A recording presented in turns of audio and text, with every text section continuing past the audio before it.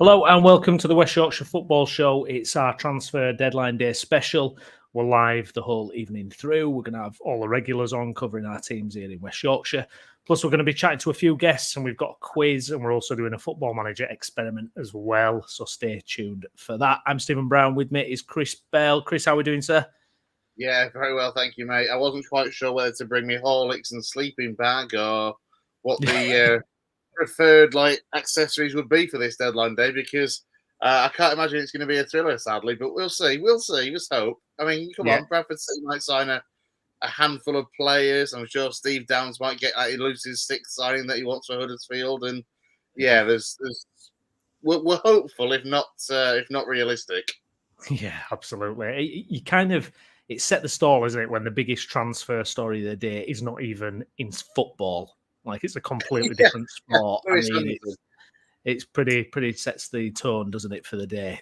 But yeah, we're still going to chat our usual nonsense, aren't we, on this show? I'm sure we'll be able to fill up the next several hours. It won't be an issue. Joining us, we've also got Mr. Park Avenue in himself. It's Lewis. Lewis, how are we doing, mate? Not bad, guys. How are you? Yeah, strapping yourself in. You've got your snacks, haven't you, mate? You're ready to go. Got my snacks. I've got my Yorkshire mixture. I've got my darts on. I'm happy. There we go. It's a happy place. There we go. We've also got Gareth Walker as well. Gaz, how we doing, mate? Yeah, not bad, thanks. You all right?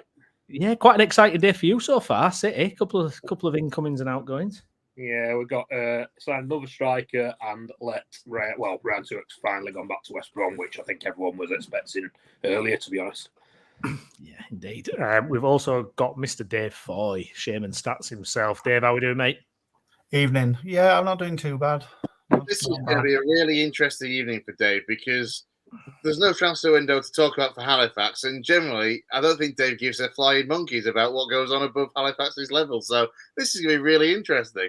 I mean, we've had some ins and outs since we last did a show, so I mean, there is stuff to talk about, but nobody's. There's the window. Just Are you mourning Millie Alley? I'm not mourning him. No. I'm surprised at the nature in which he went.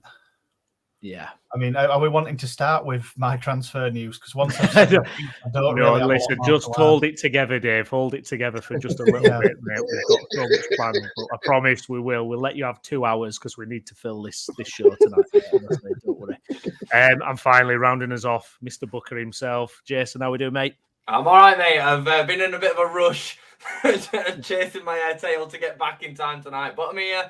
I'm ready to go. I've been keeping up to date all day, refreshing Twitter like crazy, all over YouTube, just trying to keep up with the info. So, yeah, I'm good, mate. I'm good. That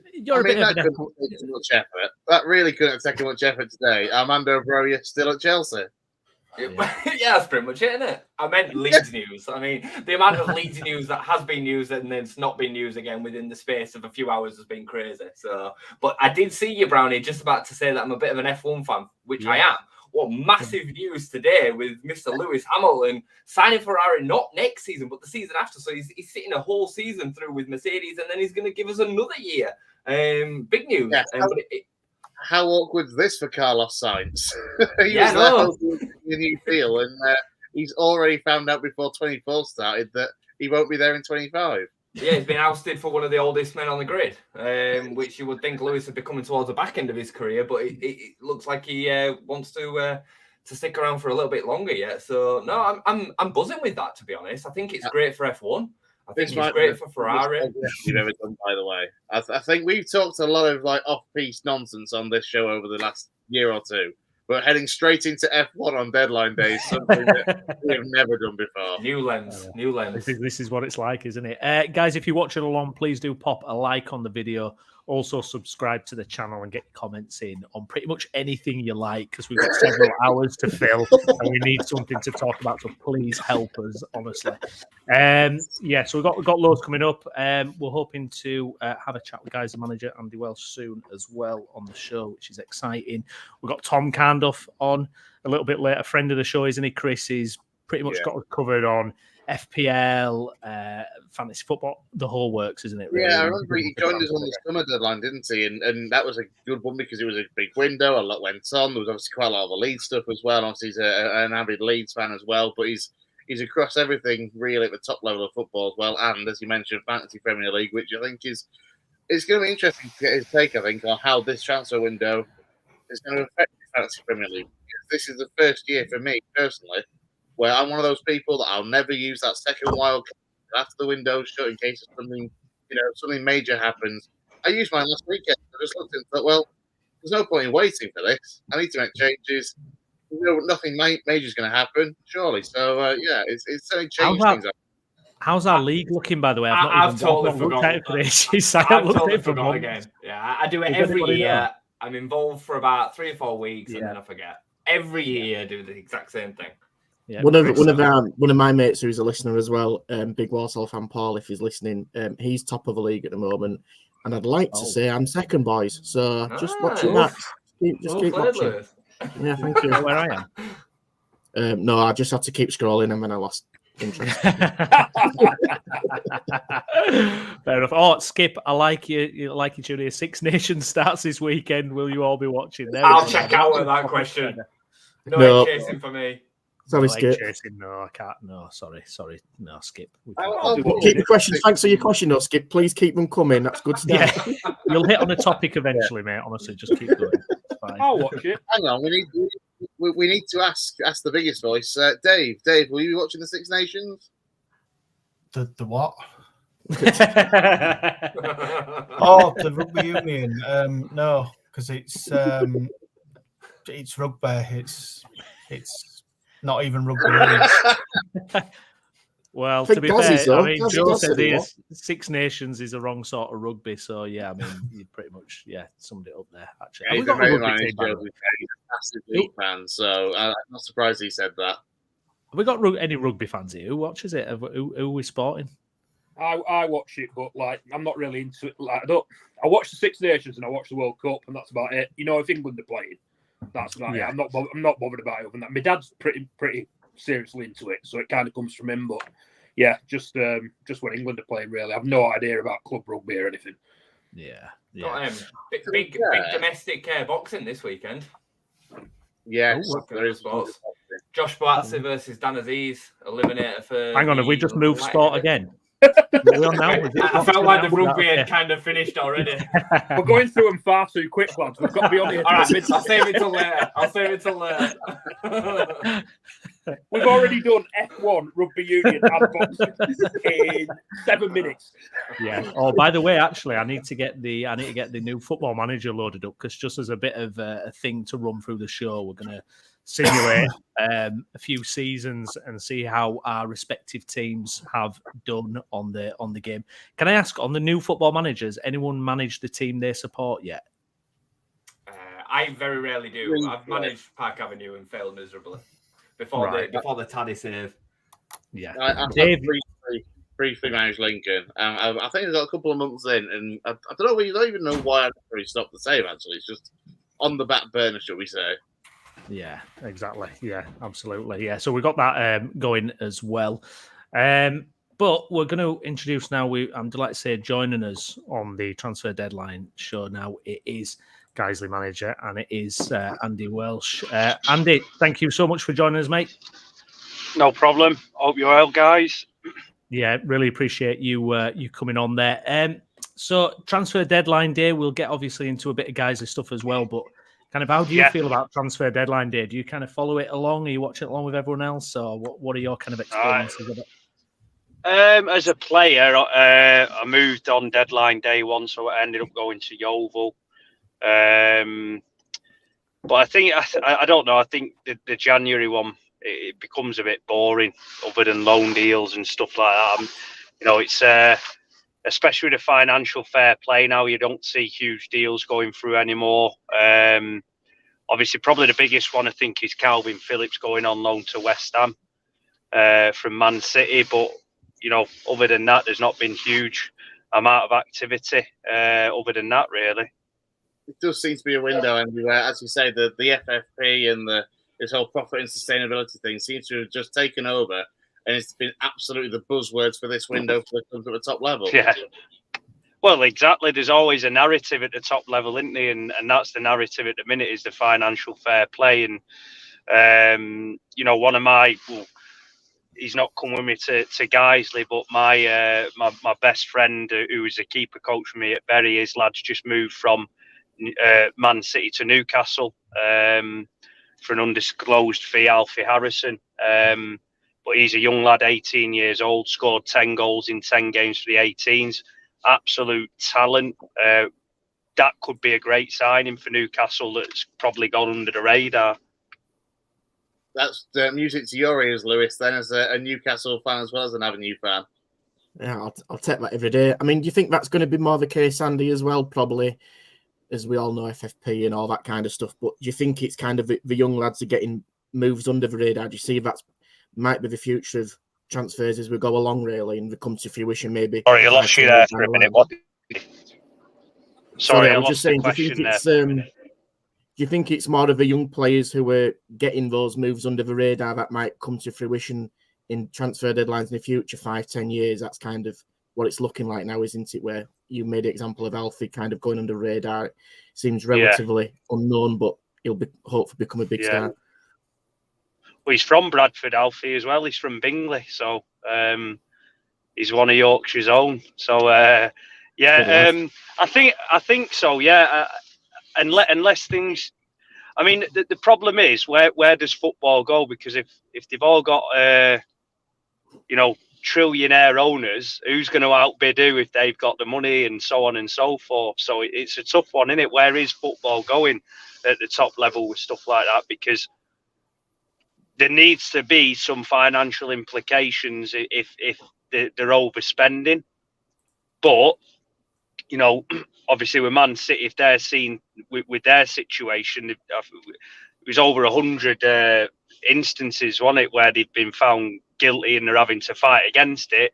Whereas Everton, they've got a points deduction. It's a tough one, isn't it?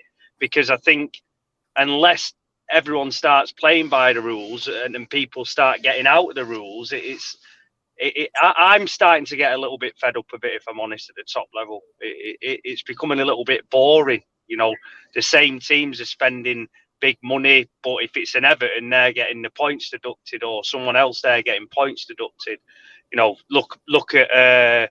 I mean, you only have to go as far as the previous club I was at, Bury. Having to start again, but then there's other clubs that don't have to start again, or Macclesfield didn't have to go right down to the level that Bury went to.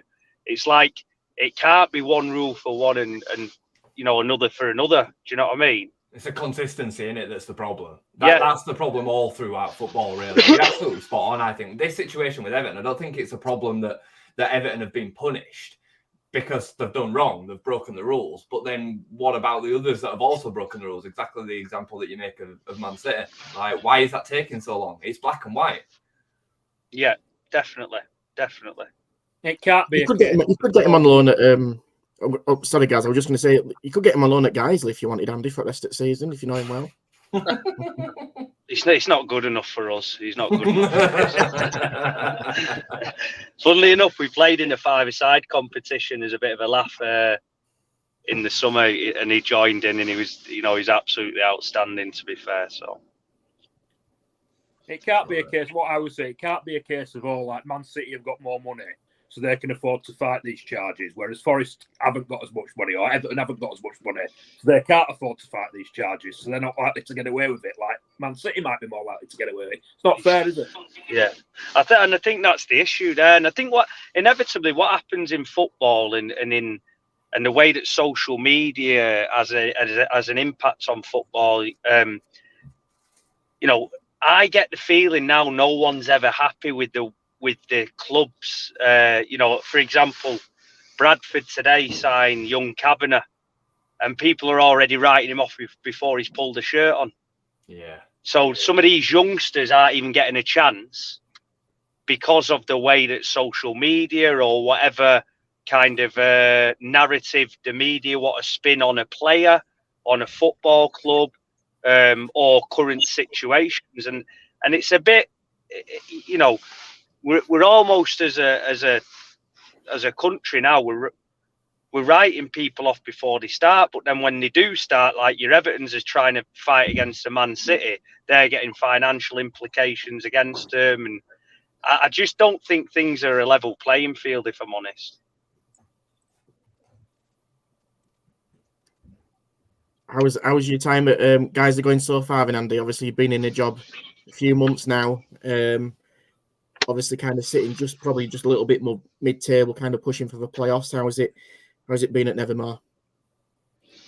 Yeah, no, I think we're 7th now at the minute. We've had a long layoff with the weather, so it was our first game back after a couple of weeks on Saturday against Macclesfield at home, and we lost 2-1. But it was we was really disappointed with the result. We deserved to come out with something. And I think if we wouldn't have had that 2-week layoff, we'd have been a lot sharper in certain areas. One of the goals was a little bit you could tell we were a bit rusty from not playing. But really enjoying it.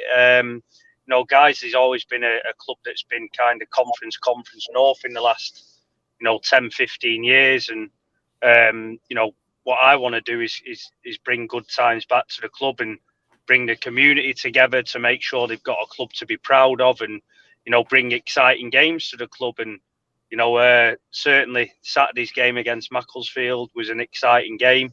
But we want to be winning games as well, and we've just got to keep working hard as a group, because when I came in, I think start of November, end of October, it was kind of, I think, 12th in the division, and a little bit the players needed stability and the club needed stability on the field, and that was probably the main aim. But within that, we went on some good runs and kind of shot up the table, and now you start looking at it and you're saying, can we put these runs together now to try and attack getting in the playoffs? But we know it's not going to be easy. There's some fantastic clubs. We've got Radcliffe away on Saturday, who are league leaders, and rightly so. They've been fantastic this year, but we've got to go there and fight and scrap and show what we're all about as well. So it's a really, really tough division, but much more to come from us, I've no doubt. Having lost South Shields last season, Andy, as a division, it seems that there's certainly a lot more clubs this year that are, you could make a case for making those playoff places and challenging right at the top. Yeah, there's probably teams that are in the bottom half of the table that will be believing that they can go on a run as well. And South Shields were always fighting the last few seasons before they went up, so it's never easy. So obviously, Radcliffe are running away with it at the minute, and I think everyone's kind of falling in line behind, and it's just going to be a race to see who finishes the best behind in the playoff race. So, it's always about consistency. It's always about, being a good group together. And the ones that get there in the end, it's then about a bit of luck when you get in the playoffs. It's not always easy, but we never want to stop that belief as well. You never know what's going to happen, and all we can do is try and win as many games as we can. But it is a really, really tough league, no doubt about it. And like you said, South Shields going up, it may look like it's opened up for others, but Radcliffe have just gone, well, we'll just take that spot. I was just going to say, like you said, it's a really tough division. Likes of Jordan Hume at Radcliffe, you'll have to look at what's happening at Macclesfield, and yourselves are kind of just recruiting us. In terms of where have you been, Andy, in your past with Bury at North West Counties level, Ossett as well in the league below? Have you noticed a massive difference in the step up and quality of non-league at local level, but kind of around the region as well? I think, obviously we go out and watch a lot of games, and I think football as a whole in non-league, it's improved massively. Facilities have improved massively.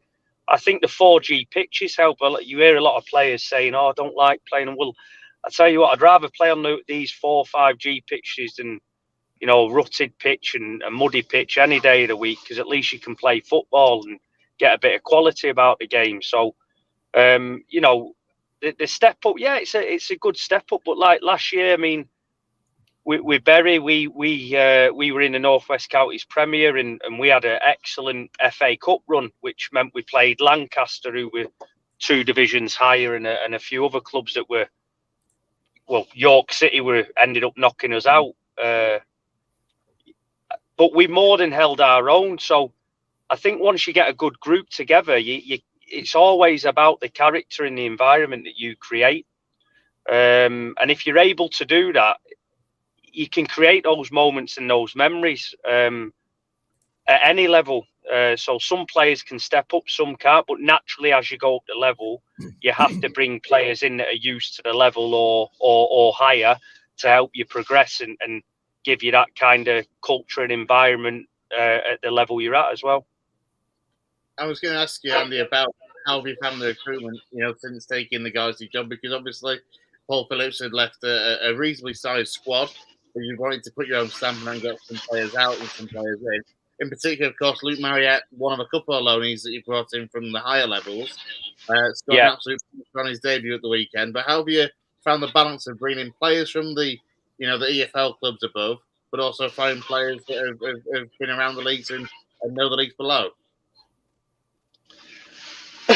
Yeah, obviously Luke's coming from Blackpool last week, and again, he's played at this level last year for Bamber Bridge, played in the playoff final, so he does have experience. He's someone that watched last year, got a great left foot on him. He's a good size, but we kind of had to fall in line because for us, we had to make sure that we were investing in someone for the rest of the season that could kick us on again. And I felt like, well, obviously he's only been here a week, but he kind of has done. But trying to get those players in from that level sometimes can be difficult. It's not as easy as what people think. But also with the size of the squad that we had to shuffle people around. Obviously, Courtney Meppen-Walter, we sold him to Nantwich last week. We let Josh Ashman go out on loan before Christmas to get some game time. We've let Tom Pratt go to Marine on loan, which obviously, people would have looked at as, Marine are, fighting for the playoffs as well. But unfortunately, we have to balance books as well. And Tom's just not got the game time and was getting frustrated. And, we couldn't guarantee that. So it's tough sometimes because you have to do that. But in the grand scheme of things, you're hopeful that you're able to carry on with the culture and environment that you've created by bringing in new faces and new blood to kind of inject more life into the group.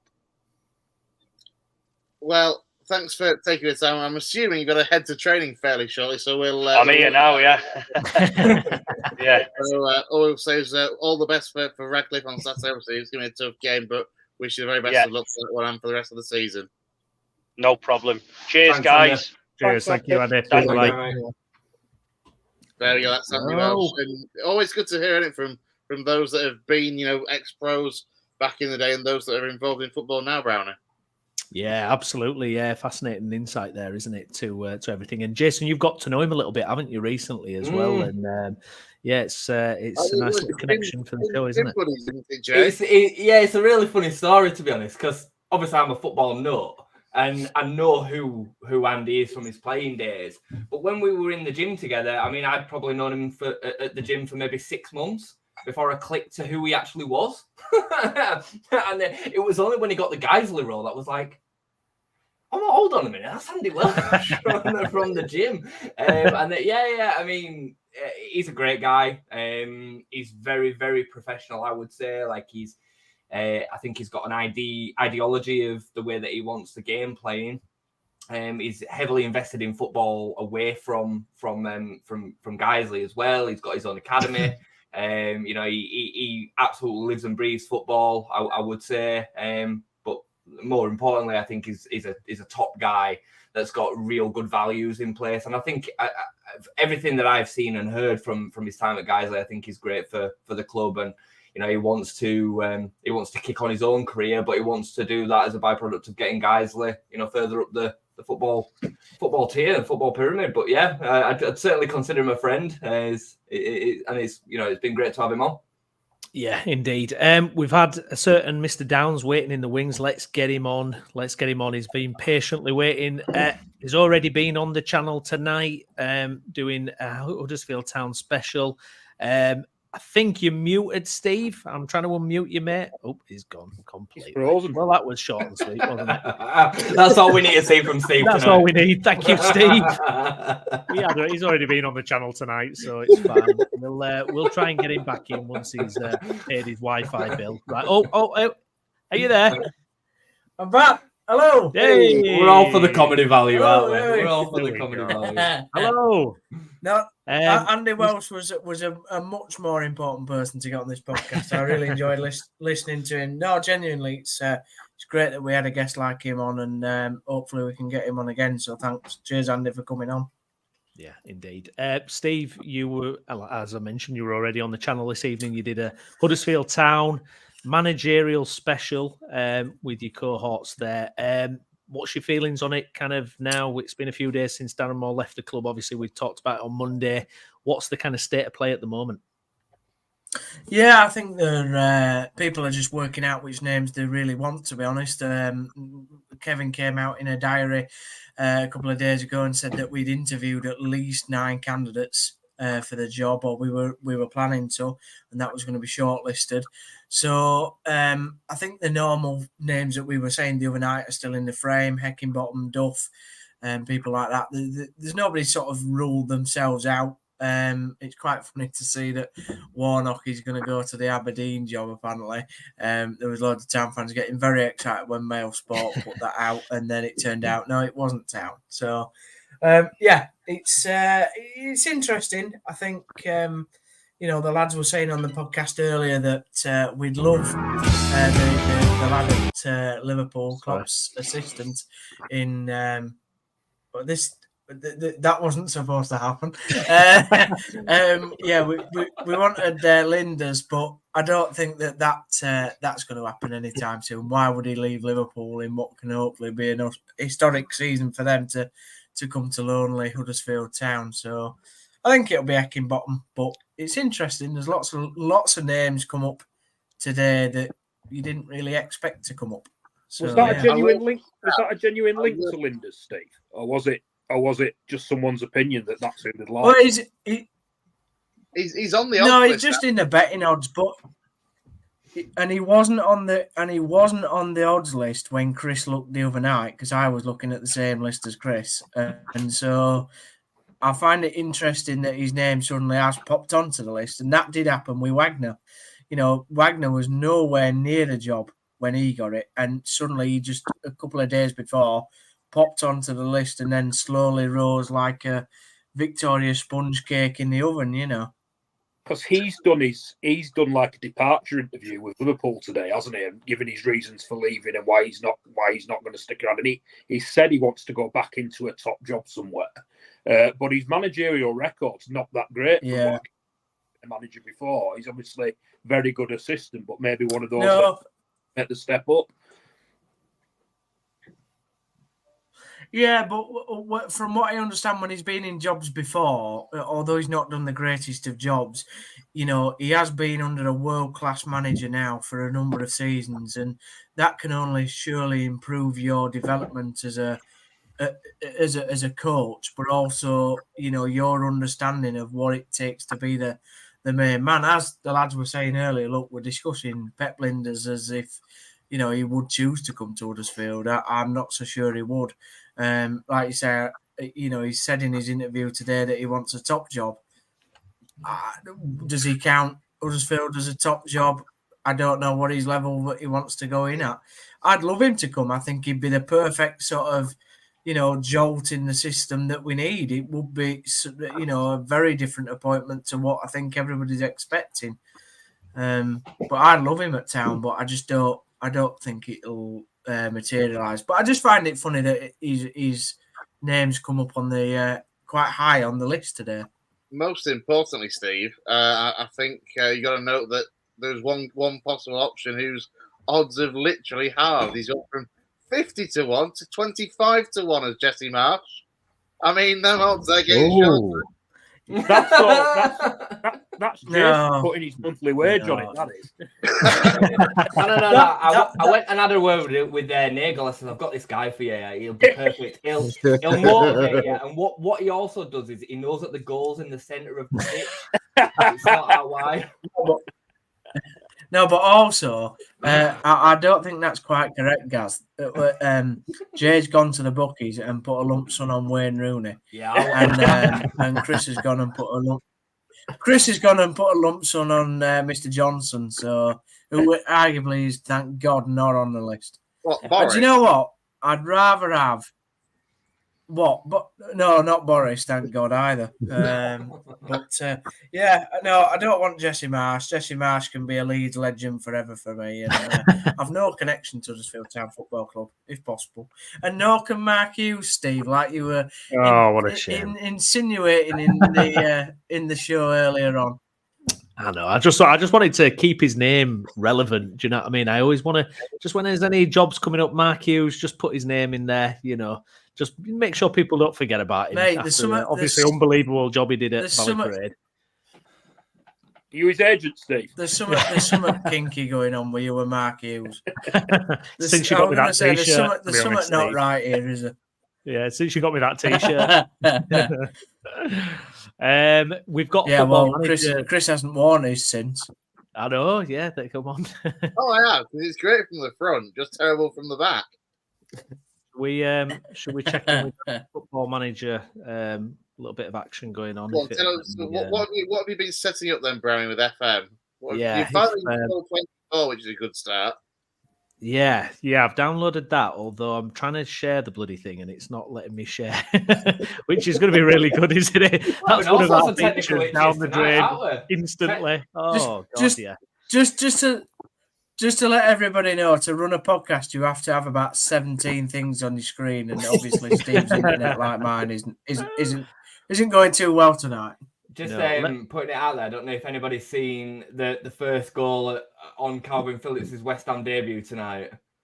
Go on. Oh, no. Please tell me his Yorkshire Purlo's not at fault. Ball's been played back to him on edge of his own box. He's passed it to his left and put Dominic Solanke straight in on goal for a tap-in on an empty net. Yeah. No. Oh. Yeah, bless him.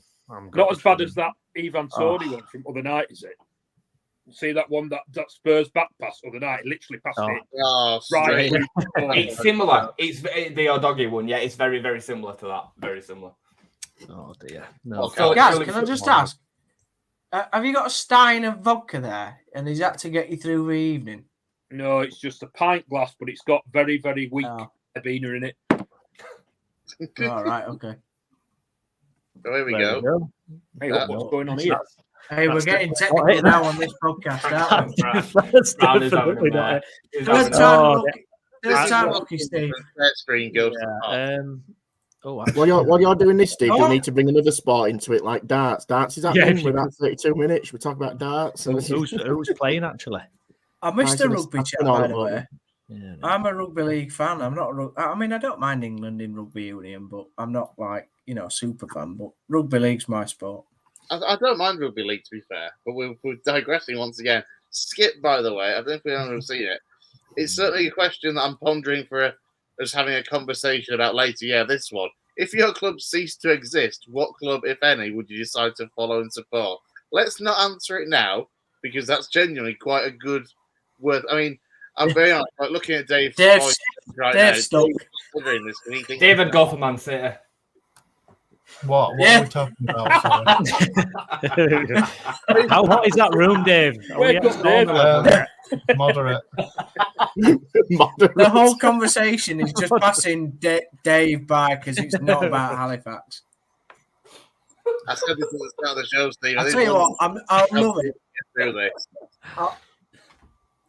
I'll love it, by the way, if Halifax make a sign and suddenly Dave just jumps up in excitement. Are you seeing Football Manager there? Yeah. Bloody Inception. Is it there? Is it clear? Can you read things and see things? Right. Yeah. Okay. Yeah. So this is a brand new save. It's still 3rd of July 2023. We've gone back in time. I'm going to go on holiday. If we do it, should we have a quick check-in with it? If I get it on holiday until today's date, and we'll see where Football Manager predicts all our teams. So I'm going to get it on holiday, get it going. Don't look like you, Steve. Hopefully, what's that? Where's the glasses on the avatar? It don't look like you, mate. You look very tanned on this avatar. I just, to be honest, I just randomised it, but it looks a bit. I mean, it looks like a bit of a nutter, to be honest. Beard's a bit off as well, but there you go. A bit Bruno Fernandes, it. Oh no, please! That's an insult, is that? Come on, Gas. Right, let's have a look. Have you given what is it? Fax and Bradford Park Avenue 100 million, like we were saying earlier on? No, I would thinking. Shall we see how they get on for a season? It's a bit of work in the edit of that. Yeah, exactly. Hey, Steve, we hold a bit of an anniversary today. Do you know what it is? What is it? What? No, other Steve Downs. Oh yeah, what is it? So it's 10 years to the day since the last time a Leeds United player scored a hat-trick at Ellen Road. Do you remember who it was? Is this for Steve Downs or me? It's for Steve Downs. So that been 2014. So was it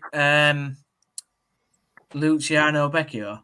It was Ross McCormack against Huddersfield on the Doomsday when we played you the day after Mr. McDermott had got sacked and then reinstated the day later.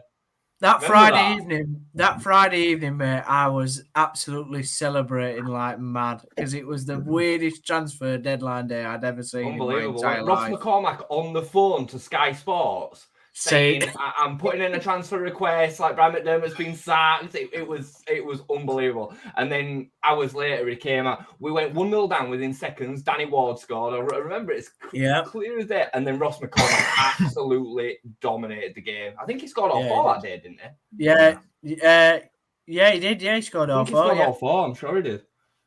Yeah, I'm sure he got four. But the thing about he did Charlton away. He got four. Yes, that's it. Yeah. The thing about that game, though, I was quietly confident that we could go into that one and sort of, because of the turmoil of the night before, I thought we could get something, and then my hopes was smashed. We were in absolute free fall at the time as well. I mean, the form that we were going into that game were an absolute disaster. And then everything that had kind of gone on, I think Kieran Gibbs was McDermott's number 2. He ended up taking us that day, I think. If I remember rightly. Yeah, absolute mess. No, McDermott took you, didn't he? No, McDermott didn't take us. He definitely didn't take us. He weren't them on the pitch that day. He then was reinstated like either that day or for the next game or whatever. But yeah, it was a mess. Didn't you have a guy called Austin playing for you that day? I remember Rudy Austin. Yeah. He was. Do you know what? He was one of the best players on that FIFA edition in the championship because you could just get him and he'd just smash everybody. It was 20 aggression. Yeah, he just headbutt people actually on FIFA. Yeah. Some big breaking news, by the way, in the transfer world. You ready for this? Go on. Burnley defender Egan Riley has joined Eredivisie side PSV Eindhoven on loan till the end of the season. Big news. There we go. Where the hell is Eindhoven? Feel free to discuss. Eindhoven. Whoever wants to get stuck into it. Just Eindhoven, yeah. Eindhoven, yeah. Eindhoven. I'm gonna love Steve's pronunciation throughout tonight because it'll be like Paul Merson, our version of Paul Merson. Please don't not that Huddersfield. Who's that new Huddersfield striker again, Steve? Rudovojevic. Yes, there you go. Why don't we talk on Gaz's for with the Kavanagh transfer? Because I'm definitely interested in that one. I think it's a real interesting one. I think it's really interesting that Andy brought it up earlier. Because he's right, like fans have got losing the shit over it already, like losing their mind over it. And it's like, come on. And this is the time that we're living with social media. I mean, we're having it with Connor Roberts, and we'll come at that one at some point. But like, it's not the fullback we wanted. Yeah, we desperately needed a proven fullback, especially in the right back spot. What have we got to be unhappy about? And I think the same goes for this. Like, sure, is he a proven goal scorer at this level? No, but has he got potential? Yeah, bags of it. A lot of chance. Yeah. I didn't really know what to say earlier when Andy brought it up because you know what Bradford fans are like. We do tend to split at everything and moan at everything. I mean, I just put on Twitter his goal scoring record at Newport and at Harrogate wasn't great, but his goal scoring record for the Middlesbrough youth team is absolutely fantastic.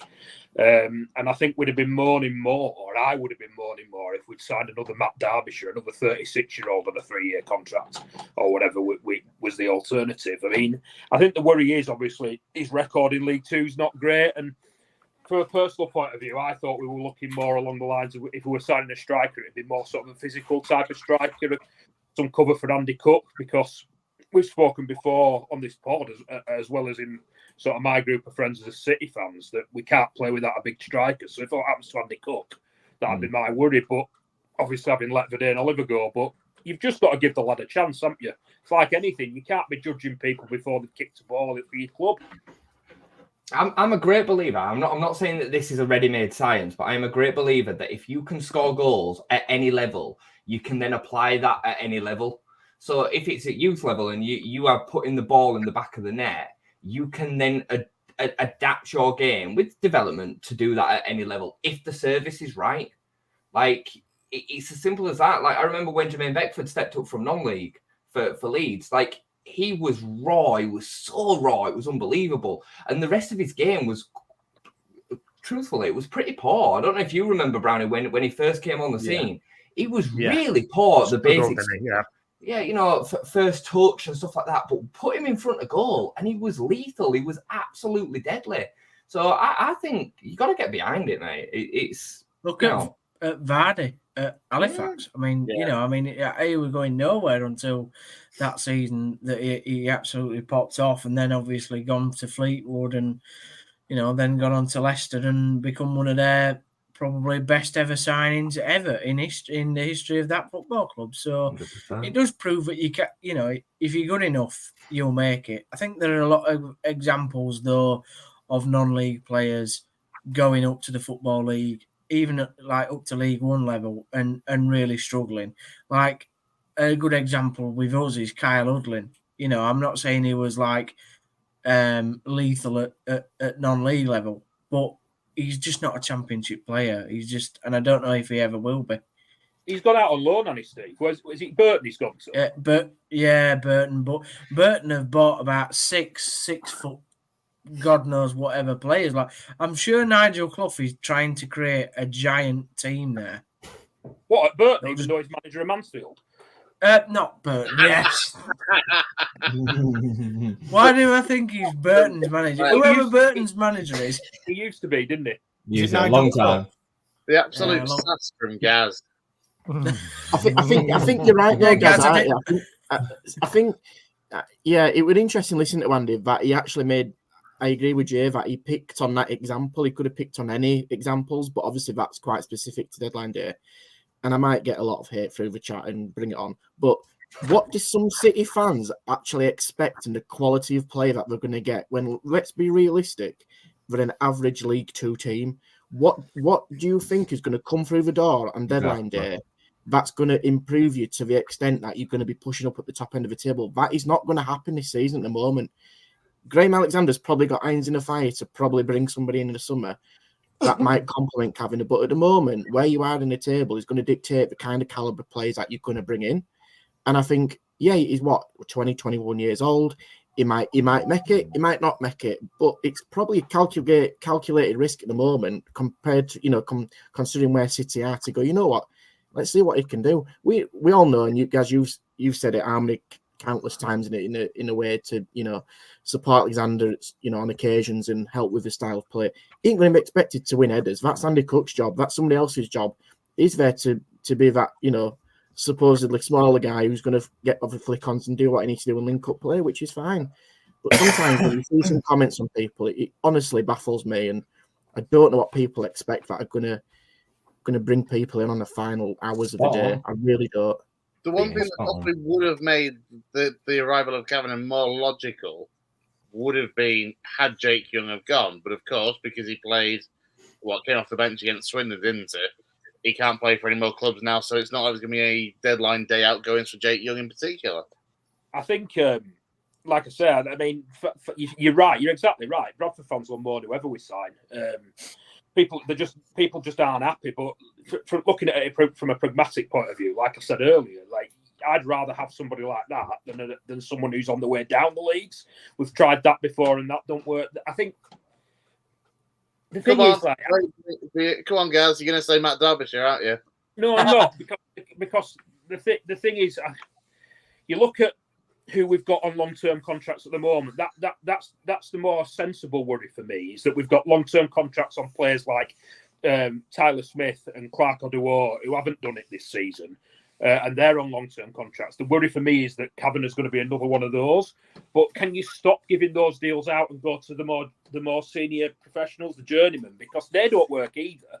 So where do you go? Do you know what I mean? I don't think there is a set profile of player that you can guarantee is going to work at League Two level. You've got to take each player on the merits. Yeah, Ian says here, Gaz knows our fan base can be truly toxic. Everything is always black or white. The point got made a little bit earlier about younger signings potentially now being what's the new norm as well, you know, like higher up the chain. And I think that definitely is something that we've seen certainly through the Premier League and Championship for the last couple of years, because the transfer fees are less, the potential for future sell-on fees are higher. And that's all you're dealing with here in League Two. Like you might as well put your apples in the basket of potential, because the chance that you now can fund something later on down the line through that signing is higher than signing, as you say, a Matt Derbyshire. Yeah, and I think to that point with City as well. I think you look at Jake Young coming back. We called it at the time. Personally, I thought they'd sell him because his probably body at the time was is its peak. For whatever reason, that's not happened. But then we know from instances that could happen behind the scenes. They might have tried to get rid of Jake Young to another club and it might not have reached the asking price, which is fine. City might not be able to bring in a different, you know, or a similar kind of character or player or caliber to that style. So if I'm a City fan at the moment, it's crazy. It sounds crazy to say because you can't be happy with the situation you're in, but you've kept Jake Young, who's arguably one of the best players in a division. So you've got to get your best out of him. Worst case scenario, what do? You sell him for probably more than what you would expected to sell him a year and a half ago. You've got another striker through the door. You've got rid of a winger who wasn't going to play and was, you know, called out public by the managers that he wasn't going to play.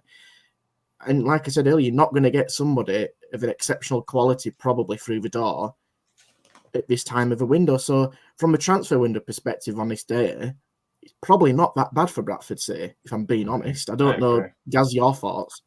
Yeah, like I say, I think the issue is like I can't slag him off based on just he's not scored goals in League Two. That's a criticism that I won't get behind, because as you've said, he's scored goals at under 21 level. He's another young player. I'd rather have somebody like that than a Matt Derbyshire or someone on the way down. The issues that I will raise with him is this length of contract that we've given him, and the fact that he's a similar type of striker to the ones that we've got already, in that he's more of a Jake Young, he's more of a Tyler Smith than he is an Andy Cook. So we're not, if Andy Cook anything was to happen to him and he was to be injured for any period of time, and we've not got an alternative. But it sounds like Burton are signing all those type of players from what Steve said anyway. So maybe there aren't any out there for us to sign. But yeah, I totally understand what you're saying. At this time of the year, with the position that we're in the league, we're not going to with what we're competing against. Like today, Wrexham have gone out and signed Jack Marriott, haven't they? Today, he's never going to come to us because of the position we're in the league. 100%.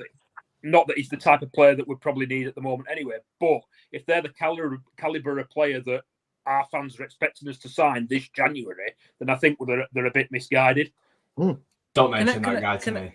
Can I just come in on a couple of points? One, I find it really interesting that because of the way FFP is now being dealt with at the top level within clubs, so obviously Everton, Notts Forest, and there are a number of other clubs that are sort of on the brink. We see all the time in the EFL, Reading, Wigan, there's loads of examples, but clearly the authorities are getting tougher on these clubs now.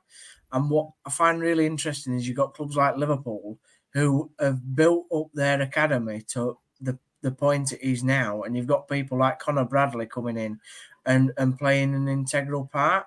And I also feel like, you know, you look at Chelsea, they do the same. Arsenal started to do the same. So that'll have surely a knock-on effect the further down the league as you go. I know we've had, I hate the fact that we've had to use so many kids in our team, but we have used a lot of academy players in recent times. And I feel like clubs are just going to have to do that. They're going to have to gamble more and more on academy kids because of the financial situation that clubs find themselves in. The gap's just getting bigger and bigger, mate. It's just getting bigger and bigger. They're creating this to kind of keep that divide as big as possible. That's the truth. I get that, but do you also not feel that in a way that's good? That's a good thing, that not the gap, but it's a good thing that clubs are actually investing in academies and in young players, rather than going out and just buying whatever they can off the peg. And I think that's a good thing. I think the problem is, Steve, is that the problem is now shifting to the academy.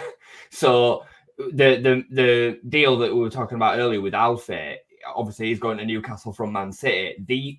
That's where the transfers are now happening. So the likes of Finlay Gorman that's moved from Leeds to Manchester City. So we can't keep hold of him now because Man City are coming over, offering him big riches, his family big riches, offering us 1.5 million for a 15-year-old that might never make the first team. So as an academy, we've got to even take it as a club as big as Leeds. So all you're just going to end up happening is the big clubs are just going to farm these kids. And then you're going to see them drip back into the system. So I hear your point, but I think... do that anyway, Jay. They do that anyway. Well, they do, but it's getting bigger now.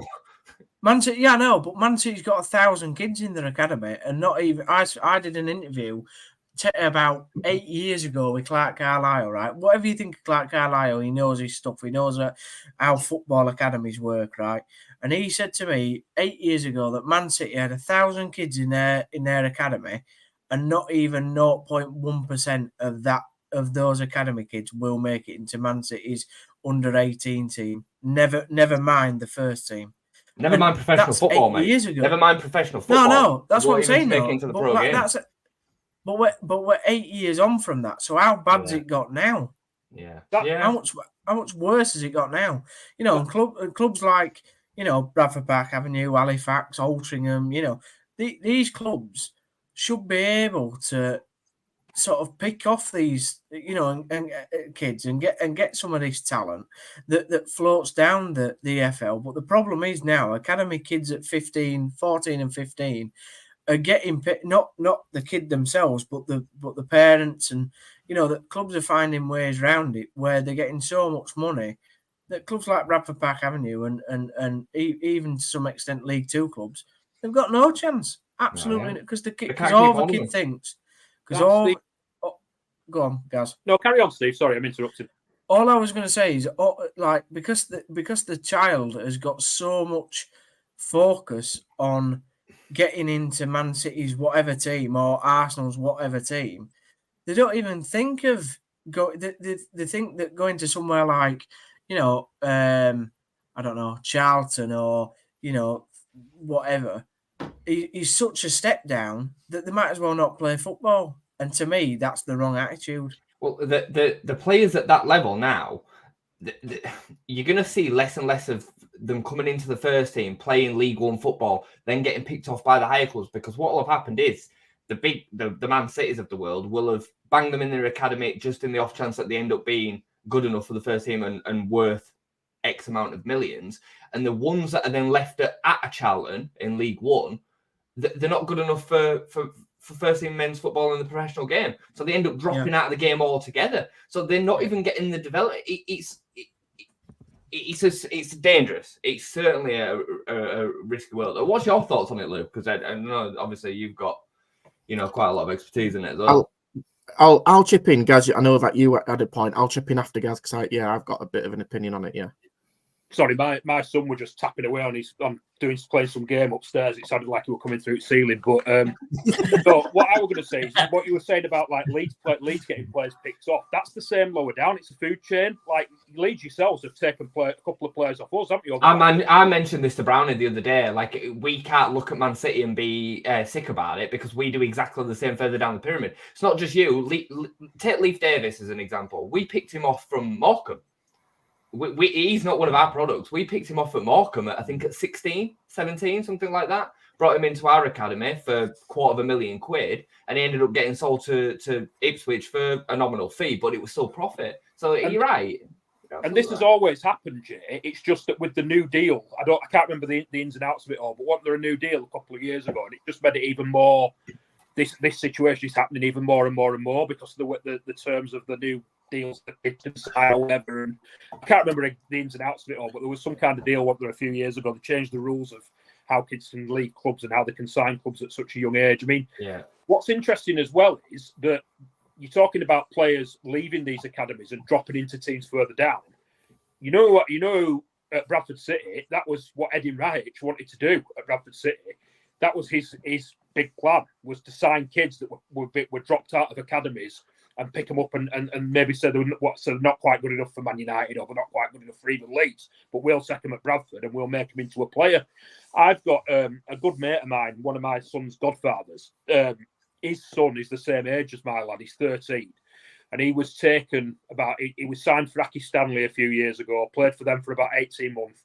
And then Man United have come and they've taken him to United and he's been playing for them for a couple of years now.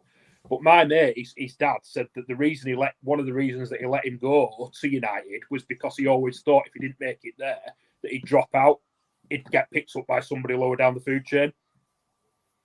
And that makes sense. That makes a lot. It does make a lot of sense. The problem that then comes to the player is that these kids at 16 that they're signing 5, 6, 7 grand a week contracts. So then when they're getting released from the 2-year contract that they signed at 16 to 18, they don't want to drop down to League Two and that's my point. £500 a week. They don't want to do it.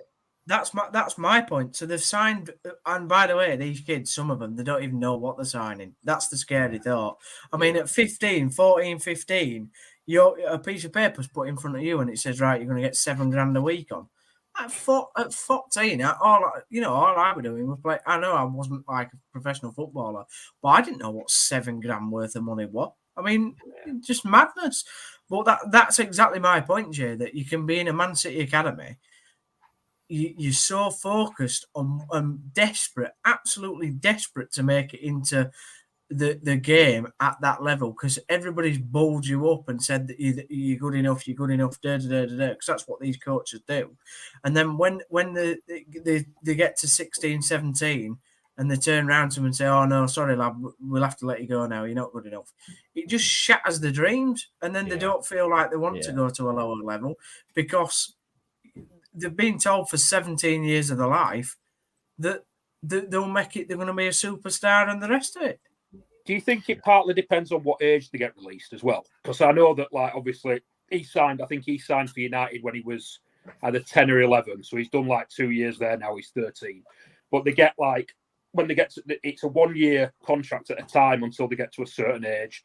And then when they get to a certain age, it's a 2-year contract at a time. But they're not going to be getting paid that sort of 6, 7 grand a week that you're talking about until they turn pro or until they sign certain forms. Is it at 16? So if they get released before the 16, maybe they're more likely to drop down. But if they hit that level of 16 and then they're getting those wages, then I totally agree. And they're less likely to want to drop down to a lower league club. It'd be interesting to know the figures around that. It would be interesting to know the figures around that. It's not the wage though, is it? It's what the parents get. It's the extra deal on top. That's what, like, you hear of stories, don't you, of clubs buying like parents' houses and it does happen. It's just mad. The Leeds Academy guys who I met the other week were very open with the remuneration around the Finley Gorman deal. It was quite widely accepted that his family had been looked after for a number of years on the back of the deal. His contract at 15 was substantial, you know what I mean? So it's scary amounts. It is scary amounts. Like you were saying before as well, it's not just what they're getting paid, it's what they're being told throughout those 5 years. From 10 to 15 or whatever it is. You know, you're the best things in sliced bread. You're going to be this, you're going to be that, you're going to be the other. They provide them with absolutely everything that they need. They sort of live a life of where they don't want for anything, do they, to a certain extent? And that sort of changes their attitude towards things. I mean, I don't know if it's still the case, but this lad that I'm talking about, when he was at Stanley, there were Man City looking at him and there were Man United looking at him.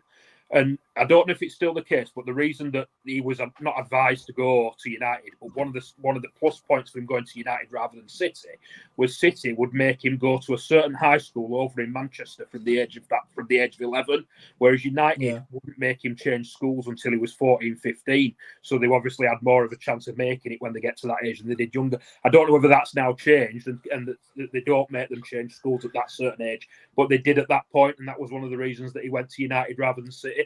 A lot of them teach them at the academies. I mean, when I was there the other week, I couldn't. I mean, I'd never really even thought about it, but when I met the safeguarding officer, she was explaining to me that they actually have a classroom. They have a school. So Archie, before he goes off and trains with the first team, was in basically. My uncle taught him. He's 17-year-old. He's taking lessons at Thorpe Arch. Jay, my uncle taught him. My uncle was a Leeds fan. I think I told you. I think you mentioned it before, yeah. He taught him. He don't do it now. He was just like a 3-month, 4-month thing, but yeah, he taught Archie great. He had lessons every single day, and then he'd go out to training or vice versa. But like, I know Lou wants to come in, so I'll just make a quick point that my another relative of mine was in the Tranmere Academy. But they all through, he was like with Tranmere for like 14 years, 15 years, and every time they said, yeah, you'll make it, yeah, you'll make it, yeah, you'll make it, and saying what he needed to do, improve, and how he'll make it. And then at 16, no word of a lie, guys, right? He walked in one day with his parents, and this coach, he just said, sorry, lad, we're going to have to let you go. We can't continue to you're not going to make it. And the relative of mine just stood there and he was like, hey, how can you say that just on the turn of one day when yesterday and for the previous however many days / years, you've been saying you'll definitely play for Tranmere Rovers? And that's in League Two. I mean, that happened to a family relative of mine. They were in the Leeds Academy from 6 to 16 and getting told things like, oh, the fans will be chanting your name on the terraces and building them up. Yeah. All this the darker side of it, isn't it? Yeah. And then it was like, I think they changed academy manager or something, and suddenly they didn't want his type of player. And then at 16, it's like out, and he's out of the game. This was probably talking about 10 years ago or something. When the town academy shut their academy down, I can't tell you the backlash that the club got for it. Like, it was horrendous because obviously you'd have parents that had put so much time, money, and effort into getting the kids to get outside and for the training and whatever, and then for the club just to say, right, next week there'll be no academy. Literally, they shut it within 2 weeks, I think.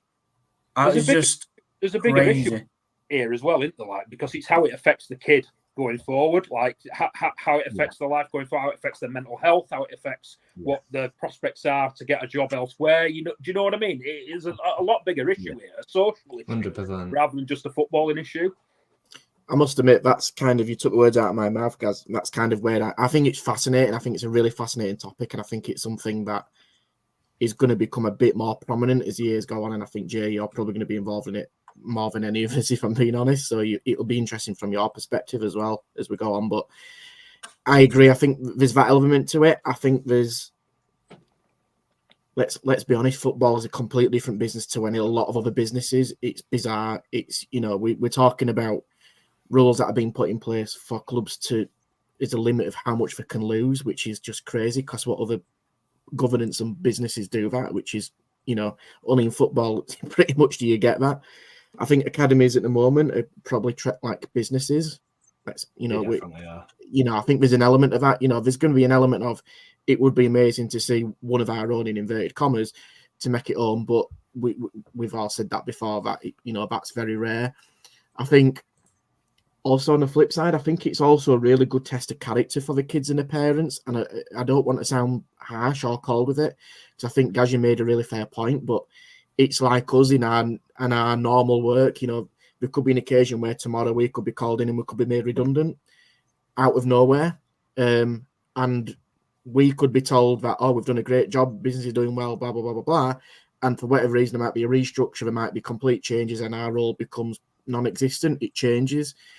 And it's different probably dealing with it as a 30, 40, 50-year-old person, and it is probably a 13, 14, 15, 16-year-old. But actually, if they're pretty much switched on, they've got the right background, they've got the right network behind them, actually, as a test of character, as cold as it sounds, it's probably actually not a bad way to start off, because you know that you can have setbacks, but it's about what you do to overcome that, and you build a bit of, bit of resistance, a little bit of toughness about you. Because we've seen stories, and there's players already in the Premier League where they've been let go and they've dropped down to non-league or further down the leagues and they've got the way back up. So it's not impossible to do it. It's a test of character for players, and it's actually, do you really want a career in football? Because if you do, you'll make it because you're good enough, because you've been in Man City's academies, Man United academies, or whatever. Or have you just fallen out all over the game, so you go do something else? I think you're I think there's a flip side to that. So I think we've got to be cautious that, yes, it obviously will affect people, that's fine, but actually sometimes setbacks can actually do you the world of good.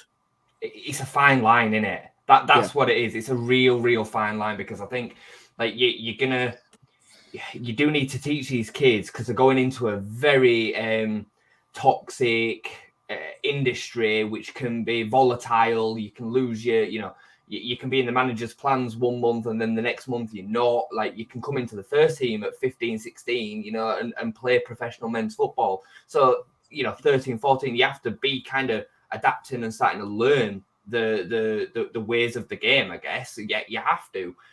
But then, as we've said, some of these kids come from difficult backgrounds. They're not all with parents that have got their acts together and got the stuff together. I saw an example of this when I were at the academy, a young lad with separated parents, getting 2 buses to training, going through difficulties, going through hard times. And if he then is approaching that age where he's potentially playing first team football and getting led down a particular path of expectation to then not receive that, how does he take it? Or even still, he comes into the first team, makes it.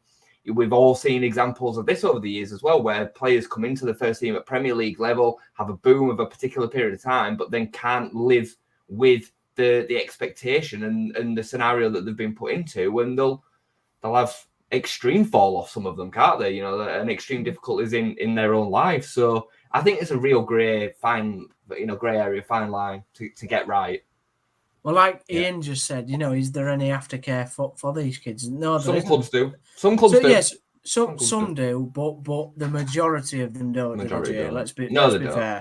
They don't. And really, their whole ethos is, once they've decided a kid is going to leave the academy, it's not their problem anymore. They've decided that they're going to release them. They're not going to make any money on them, or they're not going to make it into the first team, and therefore, that's it. They'll have to go find another. Some clubs, like Town did, I think. To be fair to Town, we have helped quite a lot of players in the past find other clubs, like at lower league level. So a lot have gone to Harrogate and whatever, and Accrington at the time.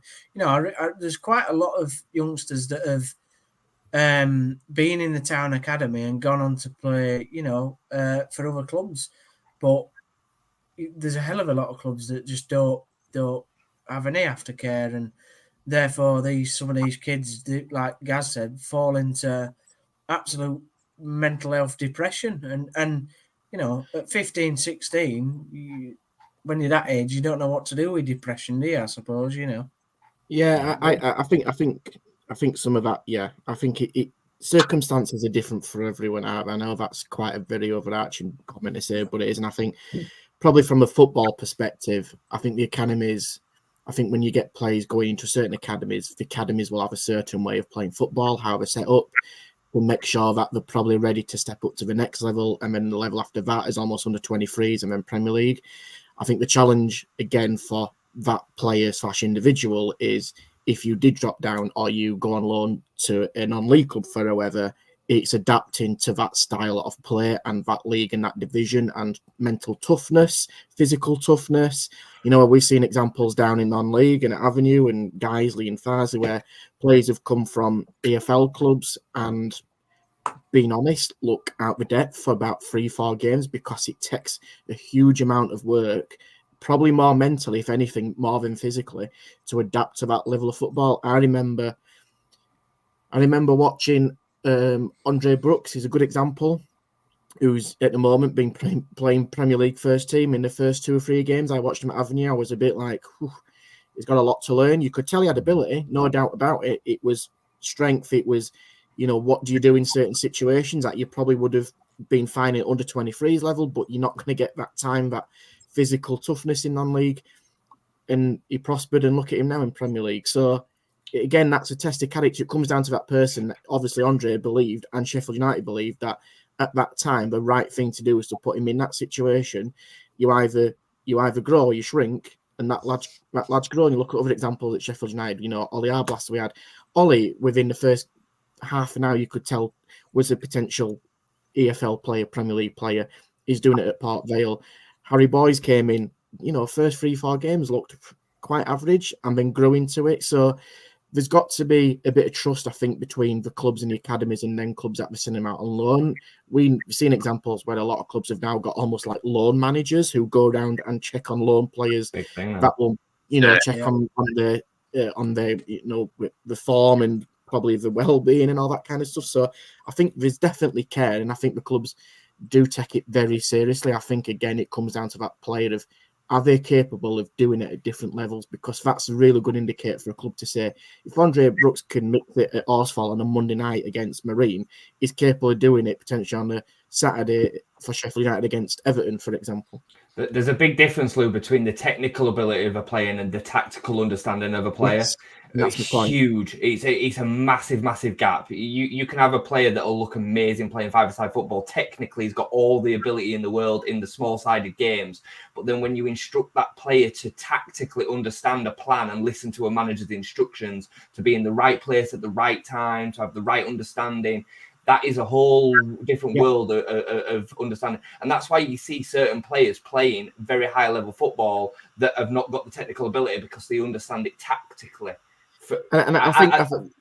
I agree. And I think there's an element to that. I mean, we're talking about, ironically, Stephen on his podcast about changing managers.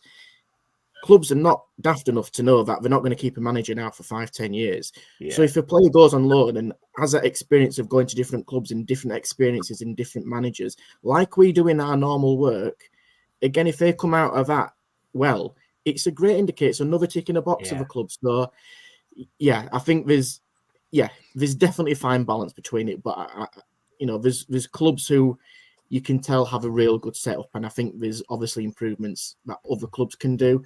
It's having that relationship and the trust in the players and the coaches and that network behind them to make them grow. And more often than not, they'll probably still play football. And let's be honest, if they're happy playing football, that's fair enough, isn't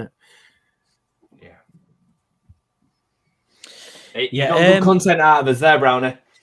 No, let's see what I mean. There's no worries. We could go 24 hours, I'm sure, us guys. Come on. There is one comment. That WhatsApp group does, yeah. It does, I know. One comment I did want to bring in, just bring Dave into this as well, because I'm keen to get, because I don't know how long we've got you for this evening, Dave. But we mentioned him briefly before. But Ian asks here, Dave, were you sad to see Millie Ali go? And do you think he's good enough for League One? It all happened quite quickly. I mean, I mentioned him on our most recent roundup, and it sort of come out of nowhere. There was a few, these like non-league rumour pages that were saying, Millie Ali's going to Exeter, and it just needs one of them to tweet it, and they'll all tweet the same thing. But this time it was from a reputable source whose name I can't remember off the top of my head, so I thought there's probably a chance this is going to happen. Obviously, it has done. Undisclosed fee, which I don't really mind. I mean, most transfers at our level are undisclosed if you even get a fee. Some supporters are like, we'd like to know what we actually got. But to be honest, undisclosed works for our club, I think, from my point of view, better. Will he thrive in League One? It really depends, because like when he's good, he's very good. But for us, he's sort of drifted in and out of games, but he would win us a game with a piece of individual brilliance. So maybe a little bit of extra coaching, or that little bit maybe more quality, or somebody who can spend a bit more time with him might bring out that match winner a lot more. I think he'll do well. I mean, we had a player who when I say his name, you'll all know who he is. Dion Charles, who's now at Bolton Wanderers. And I mean, we had him, I think we signed him permanently actually, but we had him on loan from Fleetwood, and he didn't really pull up any trees. Like, he was okay, but he left us and he went somewhere else. It may have been Southport, and that's where he kicked on. And now he plays for, is he Northern Irish or is he the Republic of Ireland? Yeah, but he's pretty much regular in that national team, and obviously he's playing really well at Bolton Wanderers. So, you know, Millie Ali might be another one. Millie Ali's another example. Millie Ali's another example, though, Dave, of the conversation we were just having earlier, because he was kind of bounced around a few academies, released, and I was at Stockport when he ended up coming through at County. And they were talking about him having huge potential then, but he kind of bounced around a bit, didn't know whether he really had the attitude for it, but everybody were talking about him. And obviously, he's then gone through a bit of a different path, which didn't involve County. I think he stepped back down to the North at the time. He went on loan somewhere. He's played at Ashton United, which I think are Northern Premier League. Yeah. Which is Park Avenue level. They were Conference North at one point as well. I think it was when he was in the. I'm sure he played in the Conference North, but anyway, and then obviously ended up Chorley, I think. Chorley. That's the one. Yeah. So no, good luck to him. The goal in the FA Trophy semi-final, wasn't it? To obviously, that'll probably be that'll be the main memory of Millie Ali at Halifax Town. But it's interesting that you mentioned that word attitude, Jason, because that's a word that I think I'll call him Chris Millington, because we refer to Chris Millington usually as Millie, and I don't want to get it all mixed up. Chris Millington has said on a few occasions, maybe not that A word, but he has very much suggested at times with Millie Ali, like he's been injured currently, and this so-called injury happened away from the club. I went through all this on Monday, and he didn't seem to be coming back as quickly as what the club thought he should have been, so that he may still have some off-the-pitch issues, and it's something that Chris Millington has hinted at. He also hinted at he claims he didn't really know this deal was on or going to go through, so I think I believe Chris Millington in this instance. I think it's took him by surprise. The Shaman fans buy that though, because is it not just one of those convenient January injuries? So he's away from the first team squad, and then lo and behold, he's sold just before the deadline. I mean, I personally tweeted, I'm sure you've all seen it. Injured Ali joins Exeter, and that's all I put, which I think says it all. Yeah.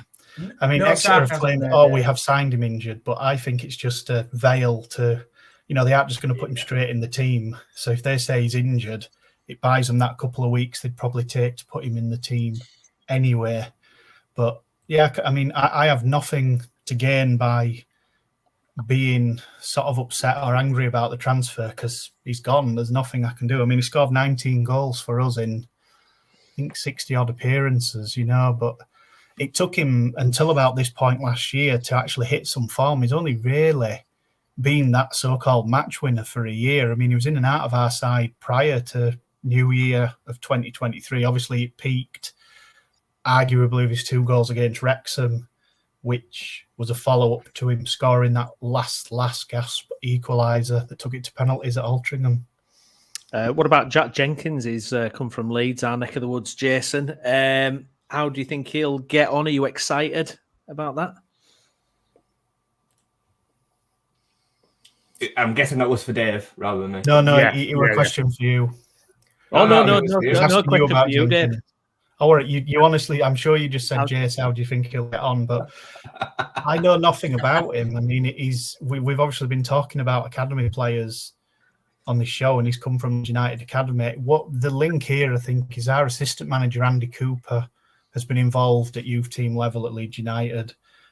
He has said in what capacity, but I can't just remember. But he's linked up with Leeds, and it's how we got another player called Jamil. I think his name's Chikwanda. Chikwatra. He's not really played for us, but he's also been in Watford's academies and stuff. So we have Luke Summerfield in midfield, who's 35. He had a really bad bout of illness again this time last year. He had a real bad bout of illness. He did a big interview with the paper, sounded horrific. So a lot of supporters think this is probably going to be his final year. So we're pretty stacked in central midfield, but we just love going through players and getting injuries. Like we've got Jack Evans in there. He's just coming back from injury. Kane Thompson-Summers has only just come back from injury. Florent Hotty's just got injured. Jack Hunter's ever present, and I have a lot of time for Jack Hunter. He's not a flair player, so he's a player that gets targeted a lot when we're not doing well by some supporters. But he just breaks up play and plays a basic ball. Every now and again, he might get caught, and he'll just play that hospital pass. But for me, I don't really mind Jack Hunter. Like I said, I don't know a lot about this Jenkins, but Chris Millington sounds as if, I mean, obviously he's not going to come out and say he doesn't rate him, but he's given him a glowing reference. And the main thing is Andy Cooper, who's worked with him before, has also given him a glowing reference. I really like Jack. A little bit more positive than Dave than you were on Monday.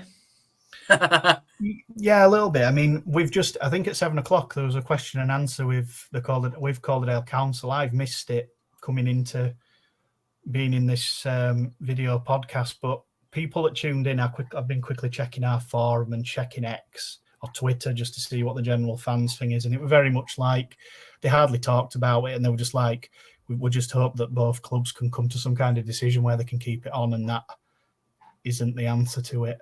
Nobody seems to, at the moment, want to mobilise. We have one forum and it's very, very active. It's probably one of the most active in the National League. I don't know a lot of other clubs that have actual fans forums that are an independent website. I think a lot of it is riding on the fact that the club made a statement that basically said, hold fire until February until we have more details, and then fans will react to whatever the club's official stance is. I still can't really see a positive outcome to it. I think it's gonna be real messy for both clubs, for the rugby and the football. Halifax doesn't have a leisure centre, and Halifax currently doesn't have a swimming pool. So if they pull the trigger on the stadium, you might not even have two sports clubs in Halifax. People that play Crown Green Bowls in Calderdale are saying that they struggle. Either facilities are closing down, or the lawns aren't maintained to a standard that's acceptable. So it's not looking good. I mean, even if we take the Shay out of it, like I say, the town don't have a leisure centre. It doesn't have a swimming pool. Yeah, Calderdale Council and Kirklees are two of the worst run councils in the entire country. But the difference is that Kirklees do have at least two leisure centres because they've had to shut all the rest of them down. In Clacky and Huddersfield. West Yorkshire Football Show before we get council suing us just to add. Yeah. The town the whole life are not representative of the whole of the. Yeah. No. That's just my opinion. But and I haven't said anything that there are good parts of the councils too. But yeah, Dave, I think it is worrying. And I know that we kind of all had a bit of a joke afterwards with how you were in a dark mood, but it is a bit scary and it is worrying. And if Halifax don't have a football club and a rugby league club, then what does it have really? It doesn't have a lot going for it, does it?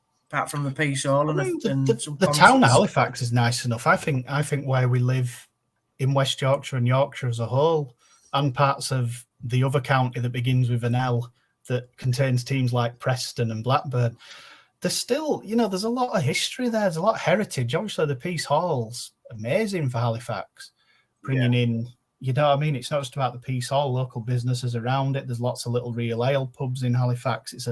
It's a good night out. Yeah, Halifax is great. Yeah, do you know Halifax what I mean? It has things going for it. You've got towns like Dewsbury and Ossett, and it's like, why do they even exist? Oh, come on now. Come on, Dave. Tongue in cheek. No, Dewsbury is terrible. No, I agree. Wow. Hang on. West Yorkshire Football Show here, guys. The deadline show. There is that. Yeah. Good night.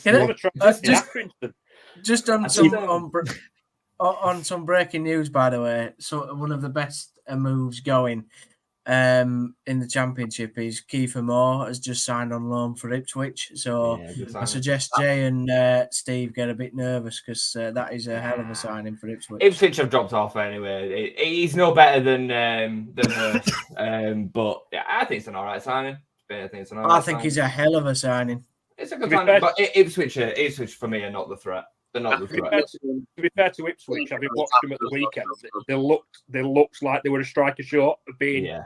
They missed a lot of chances. I know it was only Maidstone, but they missed a heck of a lot of chances. They've got two in now, haven't they? In Hamadi and the lad from Wimbledon is that? Yeah. Who's Leeds' main threat then? If in Ipswich, if we're discounting, we're just saying Southampton. Southampton are really annoying. Southampton are still here. We need Southampton to start losing a couple of games. I mean, it's Ipswich are just not Huddersfield soon. They're not going to maintain this level of points at Ipswich. I mean, they're already on terrible form now anyway. I think they've won one game in 9, I think it is, something like that. And they've already kind of had the collapse. I think they'll still finish in the playoffs, and I think there'll be a problem for anybody that they come across in the playoffs. But just to kind of skip back so we don't move away from it too quickly, the Jack Jenkins signing. Bielsa absolutely loved Jack Jenkins. He was regularly on the bench under Bielsa. He was the captain of the under-21s team, which was full of real good talent. Cody Drameh, Somerville, Joe Gellart, Sam Greenwood, Charlie Cresswell. You know, him and Cresswell were often the captains of that team between them. He's full of energy. I think he'll adapt. I know he didn't do particularly well at Scunthorpe, but I don't think anybody were doing particularly well at Scunthorpe at the time. And when he got loaned to League Two, I think him and Robbie Gotts both struggled. I think they both went there and both ended up struggling at League Two level. But I think he'll grow into being a really, really solid National League Two centre midfielder. I'm interested to see how he'll do for you. I think it's a good signing. I think it's a really good signing. The difference with the signing of Jenkins compared to Iwobi and the other lad, I couldn't tell his name. I'm just going to have to call him Jamil C. Iwobi and Jamil C came off the back of, yes, we were in academies, but they both had long-term injuries or they're out of the game. I think Jamil C was out of football for like over a year in between. He didn't. Leeds. 100% he was, because he ended up on trial at Tadcaster, I want to say, because I ended up seeing him in a game playing like an England C team or something like that. It was he 100% was. I know he was well thought of under 18 level, but I don't think he ever really played at 21s level for Leeds. I don't think he was ever part of that team really. So I know a little bit about. I know what you mean anyway. So, what's interesting there, what you're saying about Jenkins, is it kind of falls in with what we were talking about before, about how a coach's opinion makes all the difference. Because we were talking about the academy work with, the style of play that they want to play. And you're saying like Bielsa really rated him and obviously had him on the bench a lot at Leeds. And then since whatever's happened since then, he's now got. Is he going on loan or is he getting released? I don't know. It's a permanent signing. We've signed him for 18 months with an option for, I think, another year or another 6 months after that. Yeah, just shows you, doesn't it, how a coach's opinion makes all the difference to somebody, especially a young player. Yeah, I mean, I think Jenkins for the last, since Bielsa had left, really, the trajectory was the opposite way than maybe it was before. It always looked like he probably wouldn't make it at first team level, but to impress a coach enough to like Bielsa to be in and around a Premier League squad says that he's got something about him. And to be fair to Bielsa, he did do that with a lot of. I've just seen that comment. He did do that with a lot of youth potential at Leeds. So I don't know how much it says. He gave minutes to players like McCarron and McKinstry, who have also not gone on to play at that kind of level of football. But I like Jenkins, and every time that we I've seen him at 21's level, I was fairly impressed. So I think he'll do well at national level. Why is he not kicked on then, guys? Just out of interest, probably more for Dave and the guys who are listening, why is he not kind of grown into almost a first team play if Bielsa liked him so much? Jesse Marsh. Yeah, I mean, blame him. I think the positions that we were in, and obviously the competition that he was going up against, bear in mind he was competing with the likes of Calvin Phillips for a first team place in the Premier League. that was going to be a difficult position to unlodge, because Calvin was absolutely essential to Bielsa's style of play. And then I don't think Jenkins really ever had the abilities to do the Mateus Click role in that system. Bielsa's system specifically was so specific. He needed certain players and certain attributes to play into them roles. It was probably a bit of technical ability. Certainly wasn't attitude. I don't know if you know any more, Brownie, but it certainly wasn't attitude with Jenkins. I thought he always brought himself across really, really well. But I think when you're playing them certain roles, centre midfield, I would say, and centre back particularly, I think young players find it difficult to make them positions their own. You don't get minutes off the bench for them roles. You don't come in and influence a game in a certain way like a winger or a striker would. So I always think that them roles are particularly difficult to come in and make a difference. Stop it! Stop it with these comments. Someone being very mischievous. We've got some breaking news, haven't we, Brownie? Yeah, go on. What is it? Well, I've just heard from a very, very secret source of mine that Wayne Rooney is about to be named town manager. So... No, he's not. No, he's not. He Don't is. do that. Don't do it to me. I'm going to put that on the. I'm going to tweet that out. So we tweet it out and see what the reaction is. I'm just going to pop to the loo, but before I do, why don't I leave this like little hand grenade in there for Steve to talk about for 5 minutes? Alex Pritchard to Birmingham. All right, yeah. Well, go and enjoy your poo. And no, just a week. By all accounts, he was leaving Sunderland come what may on Monday when we discussed him. Yeah. What guys? What were you going to say? I need to not drop off because I haven't had my tea yet, so I'm going to have to go and have some. But I promise you, if Bradford signs someone or let anyone else go, I'll pop back on. Top man. All right, so this is Gaz for the evening. Ryan Sparks, get it done. I'm going to eat me later, guys. See you later, lads. See you next Enjoy your tea. Bye. See you later, mate. Yeah, Alex Pritchard. Yeah, he's an undescribable word in my opinion. Not one that I could say on this show. Yeah, he's not a very nice player. Past the watershed, mate. I'm not going to say. It's bad enough that Kirklees Council will be coming after us if it's down. No, hang on, Chris. I said that there were other good points anyway. So get off your Matt Fotheringham little bike and let's get back onto the show. But yeah, I were involved with Huddersfield. Pritchard was just always injured, or he was always coming back. He's just to be fair, but he did the same thing, Dave, at Town. He did the same thing where he just down tools, didn't really couldn't be bothered to play for us. I mean, I'm not saying that he completely just refused, but you could just tell he just didn't want to be at the club. And the thing about the Sunderland situation is obviously they've got him off to Birmingham, and I'm sure it was Tony Mowbray that brought him to Sunderland anyway. Yeah, he gets with Mowbray, don't I? Yeah, but like, I mean, I don't know whether the figure's true, but he's supposed to be on 100 grand at Birmingham. That can't be true, surely. No, of course. Surely Birmingham aren't paying him that. I mean, that's just madness money. But they won't be paying him that at all. Like, it'll be nowhere near that. So no, those like rumour mill things that you just hear. But the other interesting this is true breaking news, by the way, is that Etienne Kamara, who was in our academy and played quite a number of games last season. He moved to Italy, Udinese in the summer for £2 million. Yeah, and he's now gone to CSR Chiroli on a 3-year deal, and that just shows you how a young player who wanted to move on so quickly, as his career has now suffered for that. And that's all down to agents and things like that. And I just think it's really sad because he would have made a very good he could have made a very good player if he'd have just decided not to force his way out of the club. And I think the same's going to happen with Diarra as well. He's going to do the exact same thing, and we'll probably never hear of these lads again. It's mad. By the way, can I say what did we think about Adam Wharton going to Palace for a think fee? that's It could great. rise up to 22 million.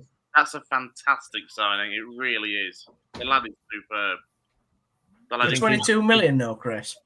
Yeah, I was going to say. I think it was the figure that more than anything. I was like, "Whoa, where have they kind of found that?" £2 million though now is nothing, and for a Premier League player, for a Premier League club to spend 22 million on somebody that's played as many first team games as he has in the Championship, for somebody that has made as many appearances at England youth levels. I've seen him a couple of times over the last few years when commentating on like England under 19 games and under 20s games.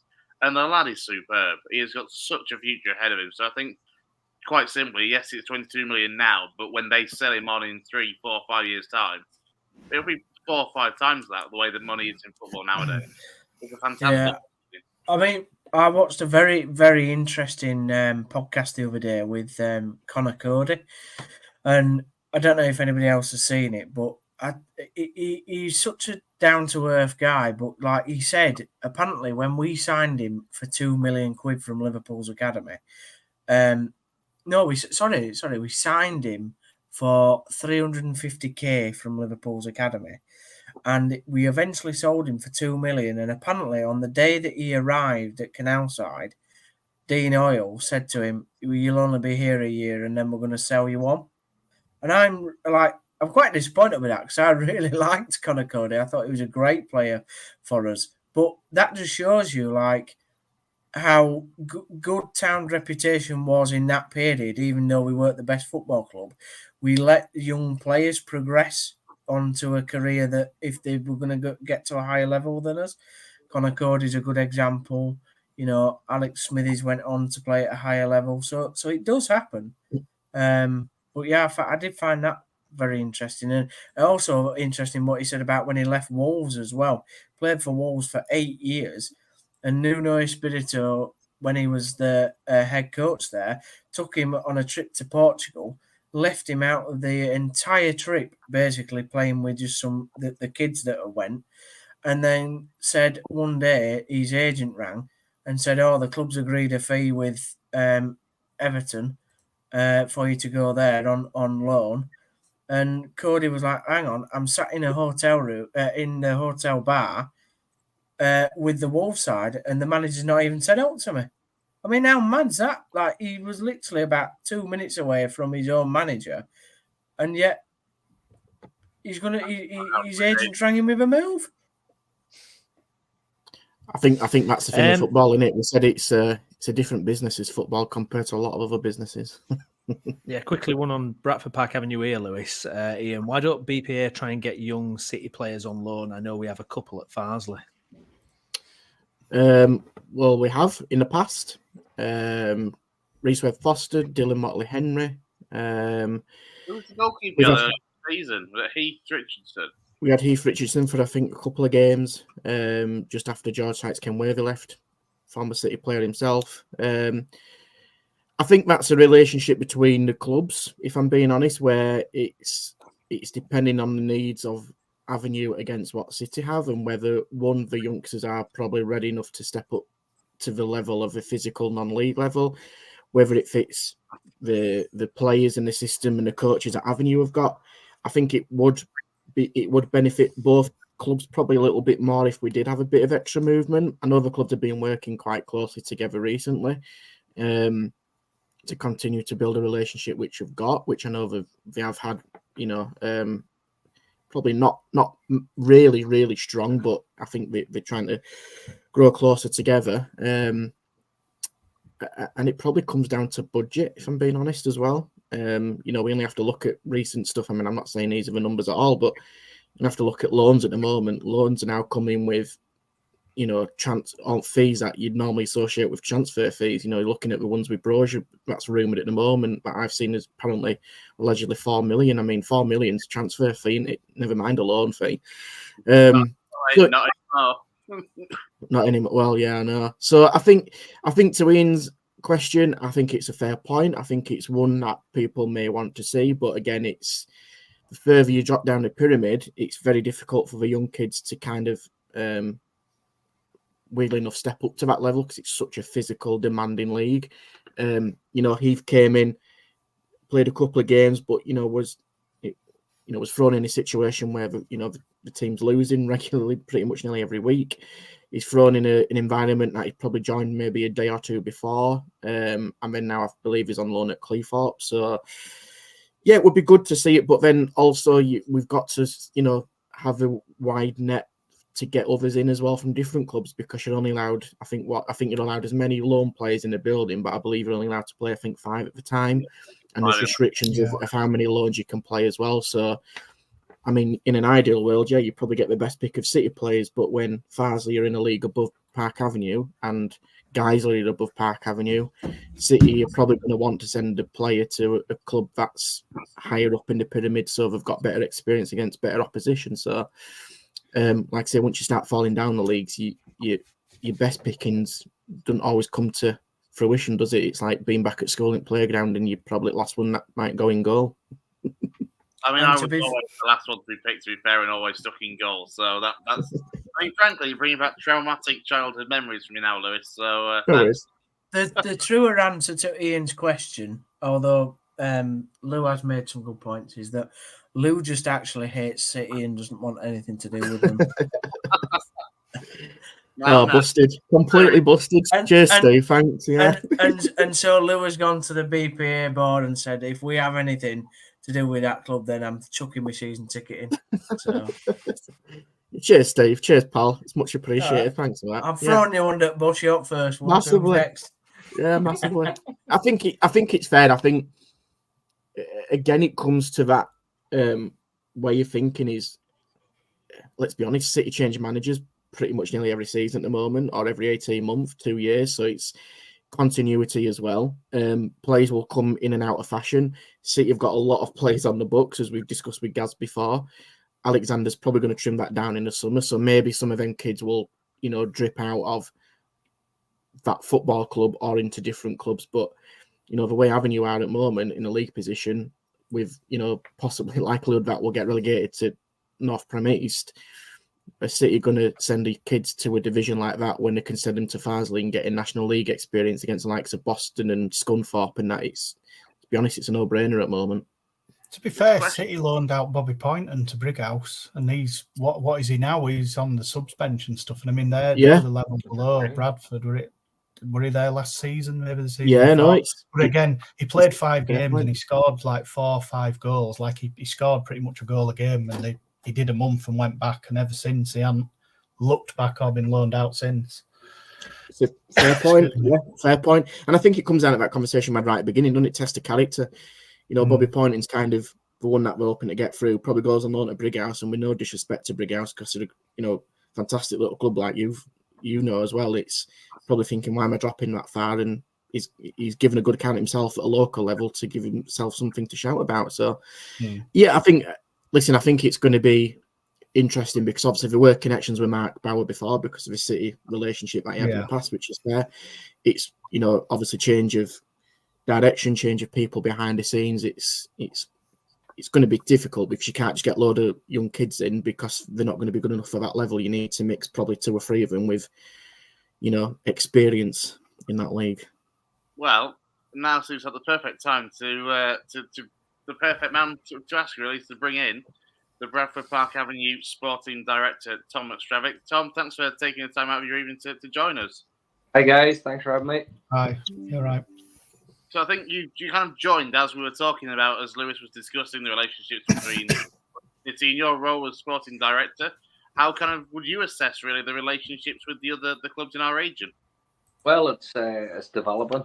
I see it very much as my priority to ensure that we have got a very, very good relationship with local clubs, particularly within our stadium.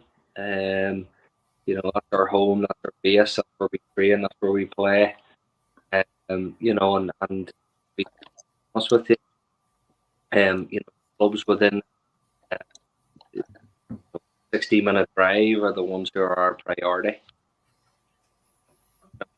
And my point of view, I see it as a pretty straightforward fix, really. You know, it's about building good relationships with these people, showing them that they can trust us to look after the young players, and that we're here to develop people in the right way and give them the right opportunities in a competitive, you know, men's football environment. You know, young players with, you know, we're not wrapped up in cotton wool. You know, we're here to provide them with a real experience, and you know, we're there to support them, of course. But at the end of the day, we're bringing these young players, and we will be bringing these young players in. Very, very clear, not to make up the numbers. You know, want to win, simple as that. And to be honest, obviously, we haven't done that recently, and we haven't done that for quite some time, really. But you know, we're here to try and build something, and these young players coming in are going to come into a pressurized, competitive environment, and that's, you know, speaking from experience working at a professional club, you know, from a loan experience of young players, that's crucial, absolutely crucial, because academy football can be guarded to some extent, you know, and a lot of these young players coming through are absolutely cracked for real football, what we're here to provide for the right people. This sounds really rude, Tom, but there seems to be a lot of interference. The connection is really kind of dipping out on your side. Are you okay to possibly, if we can get you back, is that okay, and just find a bit of a better spot? Just because some of your answers are really good, but it kind of loses a little bit, if that's okay. So if we can just disconnect you, I mean, if you find just a bit of a bright space where you are, and then we'll get you back in. Is that okay, Tom? Yeah, give me 2 seconds. Yeah, no bother. Cool. Cheers, mate. Ta. I think it's interesting. Yeah, and I think it's interesting because Tom's he's done a lot of academy work in the past as well. Locally, he's been connected with Leeds as well, and he's obviously part of this with Avenue to try and help with academy and especially the first team. So I think it's only a part we'll try and get him to get the answers as well.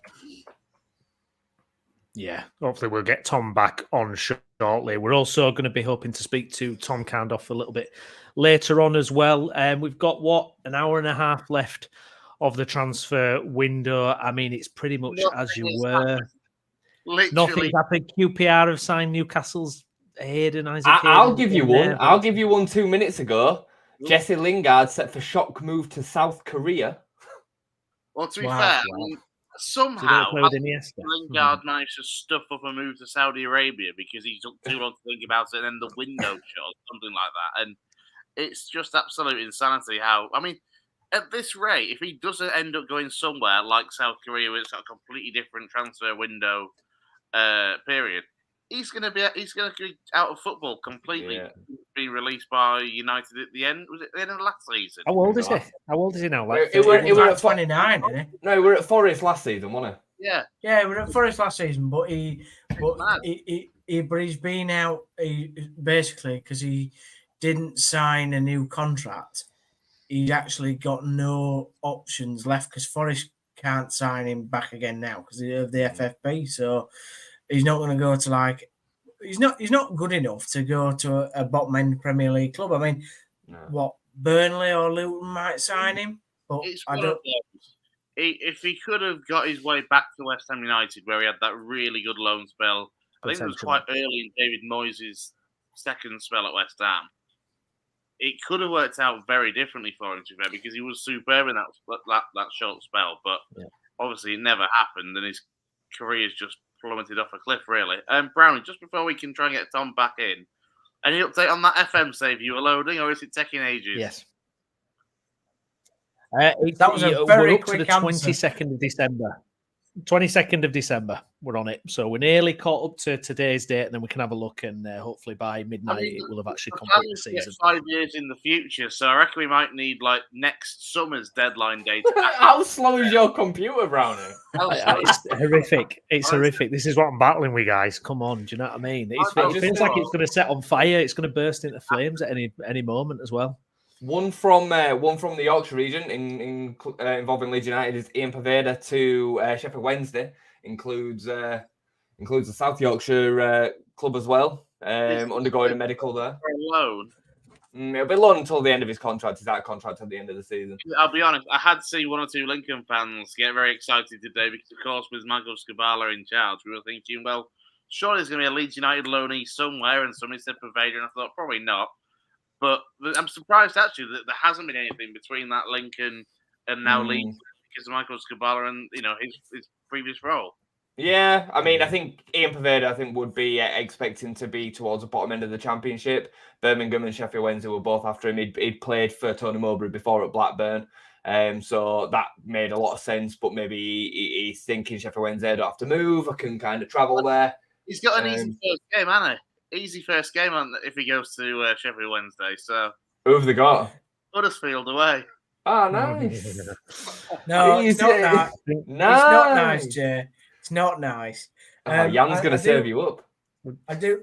Thanks very much. I have been on Twitter and the town forum, and it seems like we're not signing anybody else. But then again, I'm not surprised with that because we're spending all our money trying to get a manager. We've spent so much money on sacking managers recently that there's no money left even for an American billionaire. The lights are on at Ellen Road for the pitch, for the video. I've seen it. I've got the shots. Oh my God! Roberts, there we go. Good stuff. Okay, I think we've got Tom back. Tom, how are you doing, mate? Good, mate. Thank you. Oh, there we go. I think that's better. Gonna hold up. Crystal clear. Oh, Lewis, you're on mute, mate. You've muted yourself. I was just going to say you can't fault the Bradford Air. You know what's in it. It's all good stuff. Great. Just mute yourself. No, probably those that are tuned in at the moment. Tom, let's cut to the chase. First team, not been the most successful start, has it? Probably since you've just joined in terms of the sporting director title and Danny coming board. Let's cut to it. What's been going on at the moment to make sure that's hopefully going to be improved for those listening and watching. Yeah, of course. Look, listen, we're competitive people by nature. We want to win. We don't like getting beat.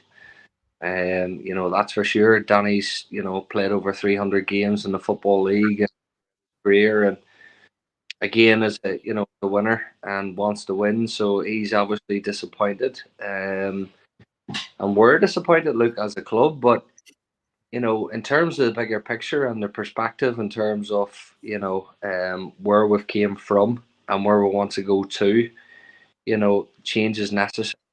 Like every transitional period, there'll be people that will support the change and there'll be people that won't. And there's been a lot of change at this football club over the last sort of 2-3 months. Look, listen, you come off the back relative success in terms of staying in the National League North with a low budget through Danny and Mark's good work. But we're on trying to improve things and bring things to the next level, and it's going to take a lot of hard work, and it has been hard work, trust me. But I will say one thing: we are on the right path, and I genuinely believe that. If I didn't believe that, I wouldn't be here. And that is because I've worked extremely hard throughout my career, to get to where I am and sort of build my skills and my knowledge and everything else. So I'm not going to jeopardize all of that for something that I don't believe in. So I do believe in what we're doing. It is going to take time. There is a bit more pain to come in terms of change and structural change and everything else around that. And, Rome wasn't built in a day, and we're trying to sort of create an identity in terms of what Bradford Park Avenue is like. You know, we want people to watch us who's going to be excited to watch, going to watch a team that dominates the football, who you know enjoys defending, enjoys scoring goals, enjoys games. So that's going to take time. You know, we've got a lot of stuff to build up. You know, our scout network, for example, needs to be dramatically developed. You know, and we're getting to the point where, you know, we've now got a database of players from 2 leagues above and 2 leagues below, and as well as obviously the league that we're in. So we know the best players and the players that fit. Sorry, we're getting to the point where we know the players that fit our style and how we want to play, and also the mentality that we want to try and bring into the football club. And we're getting there. So we're in a good place regardless of what's happening now. We're in a good place of what's going to happen this season, regardless of what level we're playing at. We're going to be really competitive next year, and I do genuinely believe that.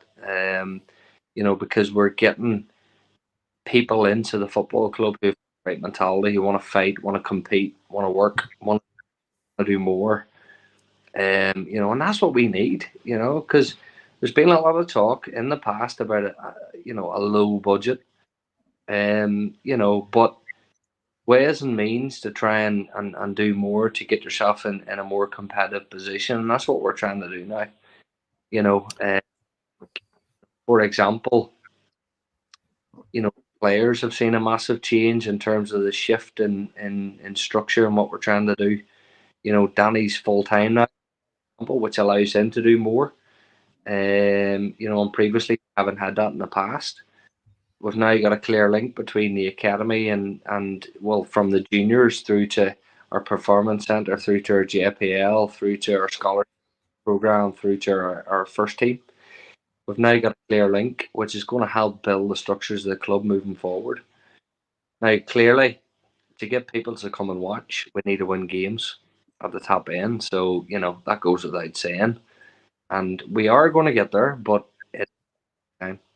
And, you know, for me, what gives me a lot of hope is we've got a changing room of guys who are good people, want to do well, desperate to do well. They just need a bit of help and the support. I think that's the thing in it, Tom, and I think obviously others can, Chris and Steve, you can chip in as well. And I think one key word you've used there quite a lot is competitive. And I think obviously there's quite a few people, as you know, and hear and read and stuff, obviously feel that's, you know, kind of been lost a little bit in recent years. And I think, is it yours and Danny's aim to try and be as competitive as possible for this season, but it's almost having that advantage ready for next season, depending what division Avenue might play in, and for the next 3-4 years, because it's hard to build up being competitive, but it can be lost so quickly, can't it, as well? Can be, you're absolutely right. And to be honest, competition comes every day, every single day in the building. It's about making sure that every single thing that we do is better than the day before. You know, that's the benefit of having a manager who's full time and having people who are full time. We can control that in terms of what happens every day. So, you know, and how that, you know, feeds into the first team environment, you know, is very, very straightforward. You know, I want to get a hybrid system in place ASAP, I'll be honest. We've got enough people at the moment who are ready and keen to do it, which is great. And moving forward in the next season, that's something that we want to intensify and get the right people in who's going to help us get to that level. So, you know, that competitiveness, you know, for us, like, we hate losing. You know, on a Saturday, if we get beat, it absolutely kills us. You know, it does. It hurts. You know, it ruins my Saturday, Sunday. And that's it. But then you dust yourself down, you go again, you see the bigger picture. And that's the key. You know, this is not a short-term fix. There's a lot of stuff that needs changing at this club, and a lot of stuff that we're fighting to change every single day. You know, like there's a range of different things today, for example, that we've been fighting with to try and change, and we're getting there. You know, like an example of that being next season, we will play our games on a Tuesday night. Fact, done, complete. No more of this playing Saturday, playing Monday. Nonsense. Ain't going to happen. You know, that's not going to happen. So we've now sorted it to play on a Tuesday. How's that come about? Because that's been a long time having you thing, hasn't it, Lewis? As far as back as, you know, I can remember having commentated on them back in, 2013, 14. It was always the Monday night fixtures at the Horsefall.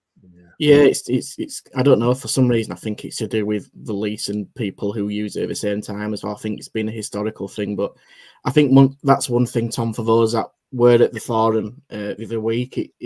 It's having, obviously, you guys are coming out and saying that stuff, but it's actually followed up in it, action in it, and saying, actually, I remember you were saying we'll be playing on a Tuesday night, we can't play on a Monday night, and now you're saying that's the case. So there's proof in what you're saying is actually happening.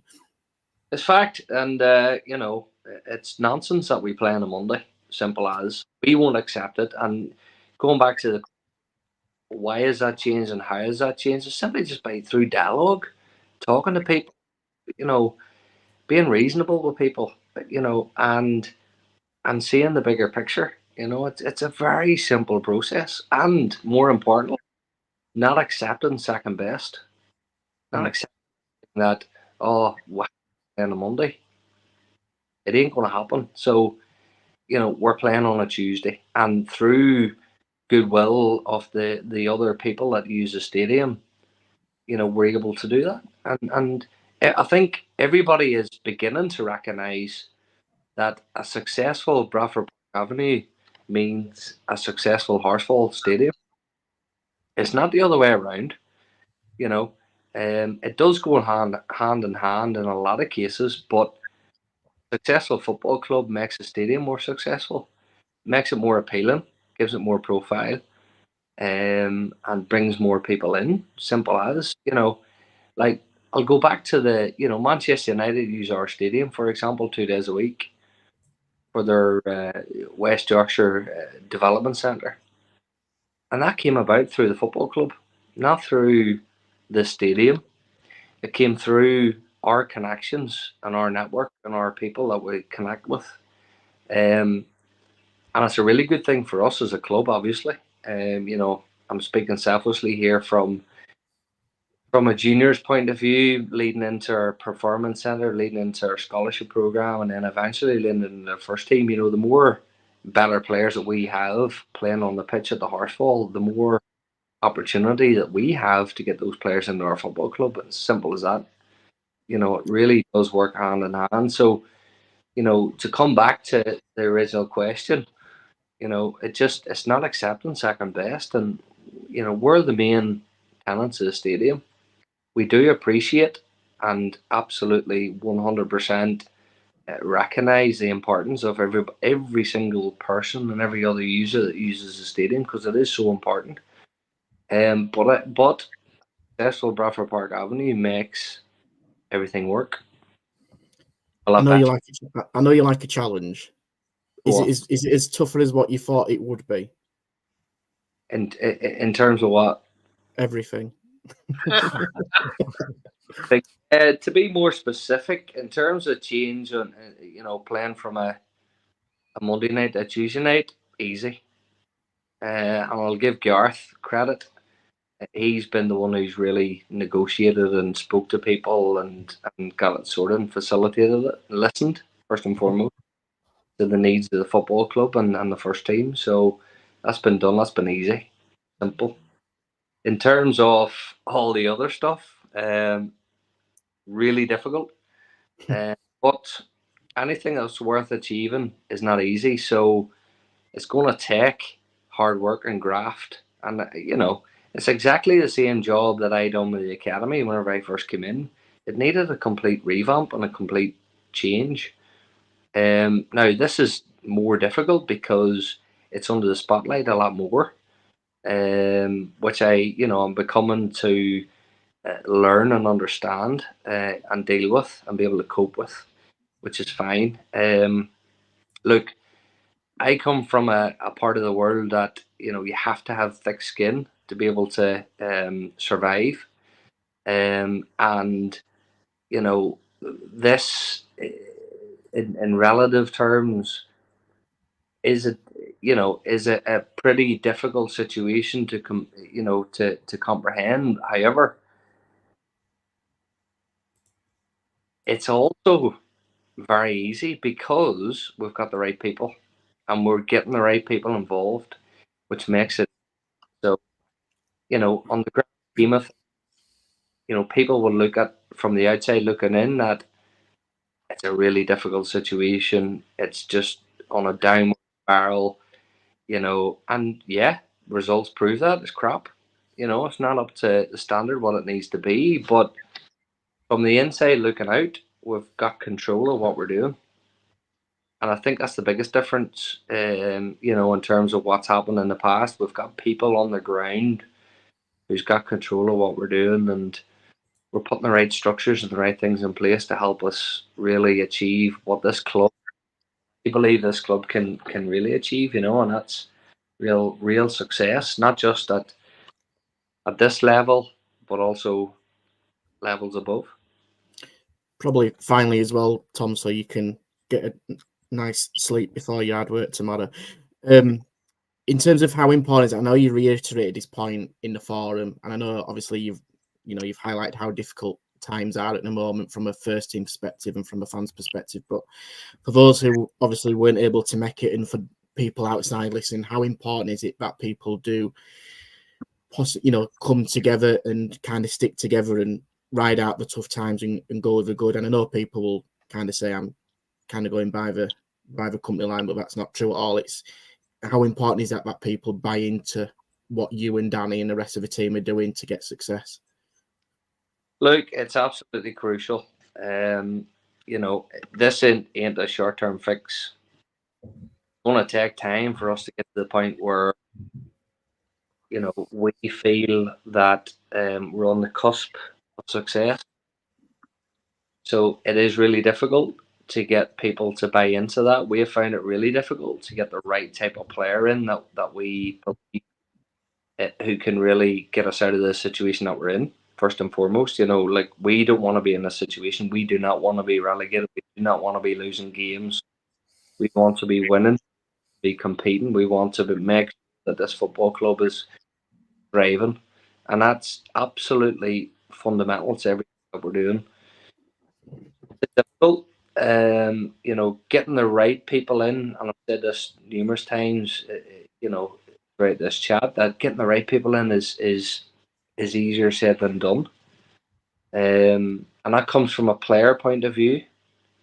Getting the right people in who's ready to fight, who's willing to deal with the pressure of negativity, the abuse, the everything else that comes along with a relegation battle. That's tough. I think maybe nowadays those type of people are few and far between. So, and with this stage of the season, it is difficult. However, having said that, we are making progress, and I do believe that each person that we bring in are the people that we need to not just help us in the short term, but more importantly, change the culture and help us in the long term. And changing the culture is so important for this club, in terms of how we do things, how we go about our business, how we look after people, and then will help us then attract the right people moving forward. So it's tough, but we are making progress, and as difficult as it looks from the outside looking in, and trust me, it is difficult, but we do the light at the end of the tunnel, even though many people don't. Magic. Cheers, Tom. It's appreciated. And I think for those listening as well, I think people appreciate just hearing from a different guest rather than hearing from us for about 4 hours. But also, you were listening anyway, and you messaged me to just say, I'm ready to join in whenever. So, massive thanks, Tom. I'll let you go speak to Danny, because I know you messaged me saying you need to speak to Danny soon as well. So, all the best, and we'll speak to you guys soon. Cheers, Tom. All right. Cheers, folks. Thank you. Bye-bye. Cheers, Tom. There we go. There we go. Fantastic stuff. We're going to take a short break now, but we're going to play out a little bit of Stephen Downs' earlier video that he did on Huddersfield Town's managerial search. We'll be back in about 10 or 15 minutes. We'll see if anything exciting has happened on this deadline day in the next 15 minutes, or if indeed my computer is actually fast enough to get to the 1st of February. We're not sure. It's on about January at the minute, so I'm not entirely sure, but we'll wait and see. So we'll be back again shortly. Please remember, get your likes on the video and subscribe to the channel as well, and we'll see you soon.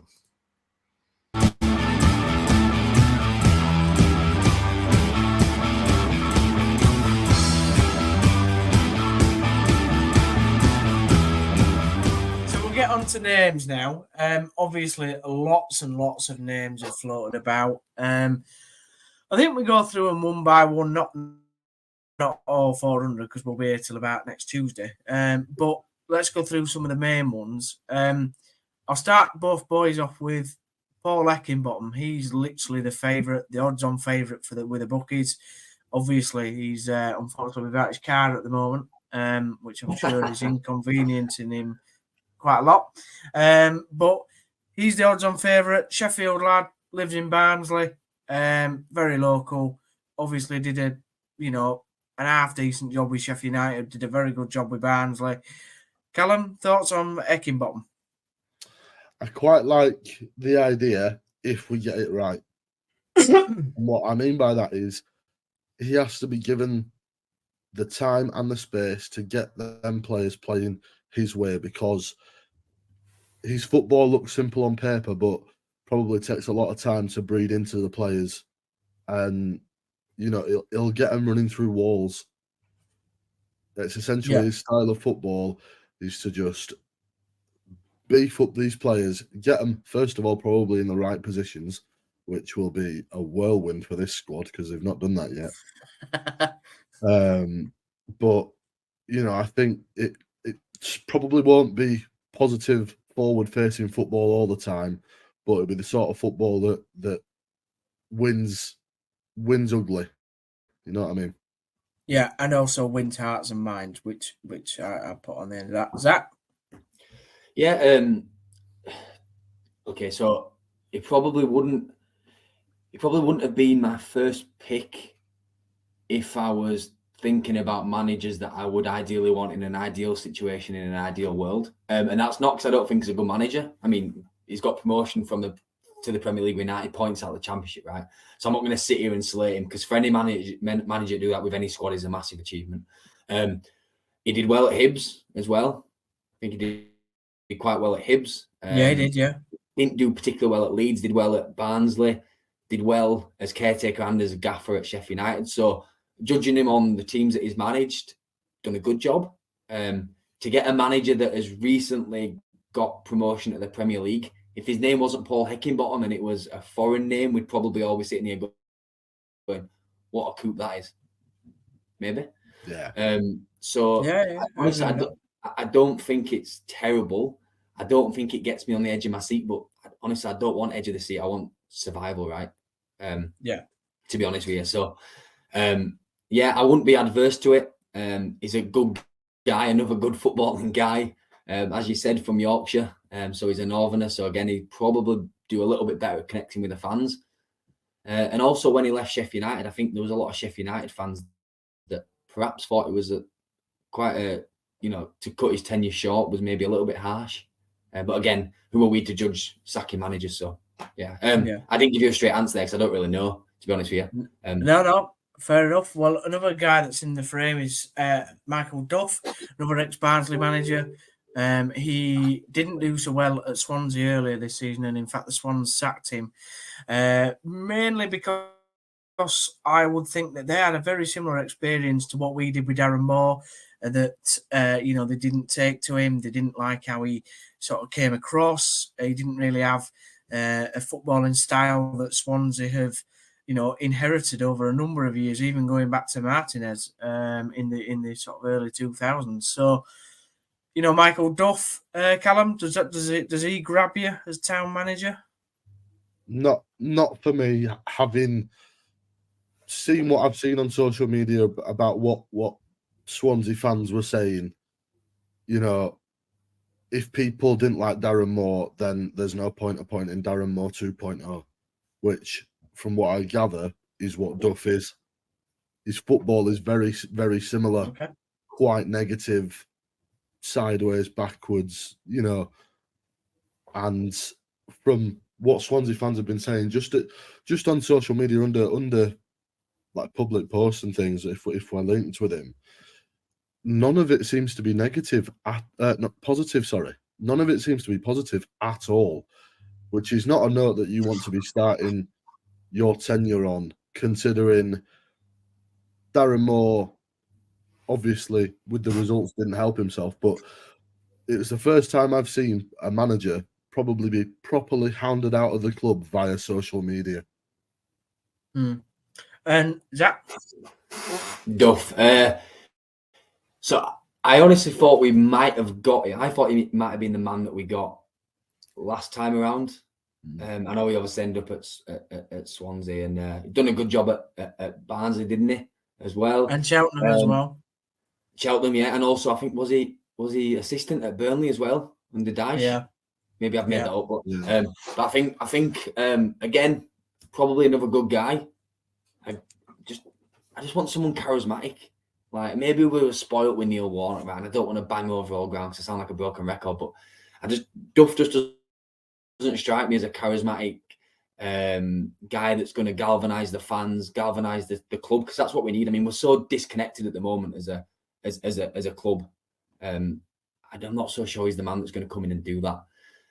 But he did well at Barnsley, so again, judging him on his time at Swansea may be a little bit harsh, but not the man for me, Steve.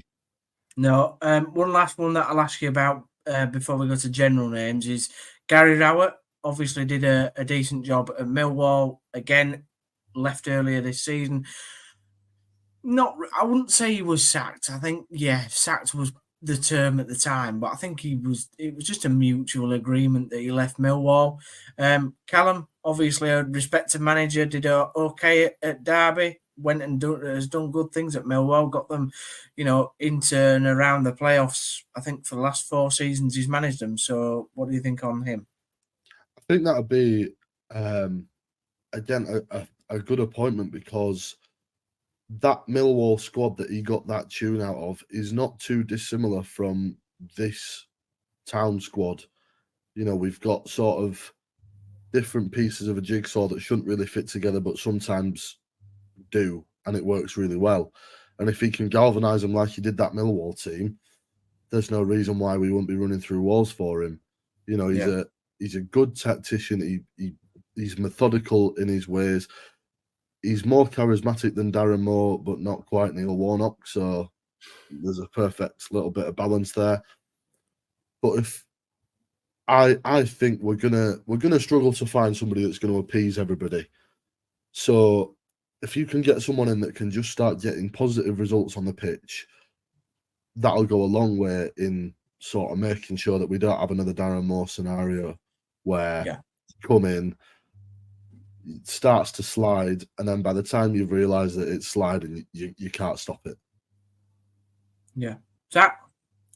Yeah, Gary Rowett. So I always think there's a reason why somebody keeps losing the job from championship clubs.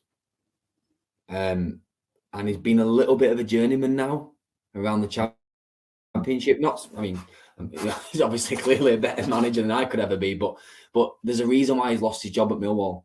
And I don't want to feed another club's scraps. Like, I want us to be a little bit innovative with the next appointment. And I keep saying I want someone charismatic. Honestly, to be truthful, if they stand there like a piece of cardboard and they get us 3 points, I really couldn't care. But I just want someone that's just gonna. Maybe I'm being a little bit like the Huddersfield Town statement when they got rid of Darren Moore. I want results. I want fast attacking, flowing football. I don't think Gary Rowett's the right man. Honestly, I don't know who he is. I don't know. I'm kind of saying no to everyone, but I'm not really giving a solution. Well, I'll just round off this discussion by reading the names that are on the Sky Bet list. I'm sure everybody knows them. Ekin Potham's currently on the favourite at Sky Bet. Other betting apps are available, by the way. We've got Michael Duff second. John Eustace is third. Obviously, he was at Birmingham. Neil Warnock is fourth. I don't think that will happen. Ruben Sellers is fifth. David Wagner sixth. Alex Neil.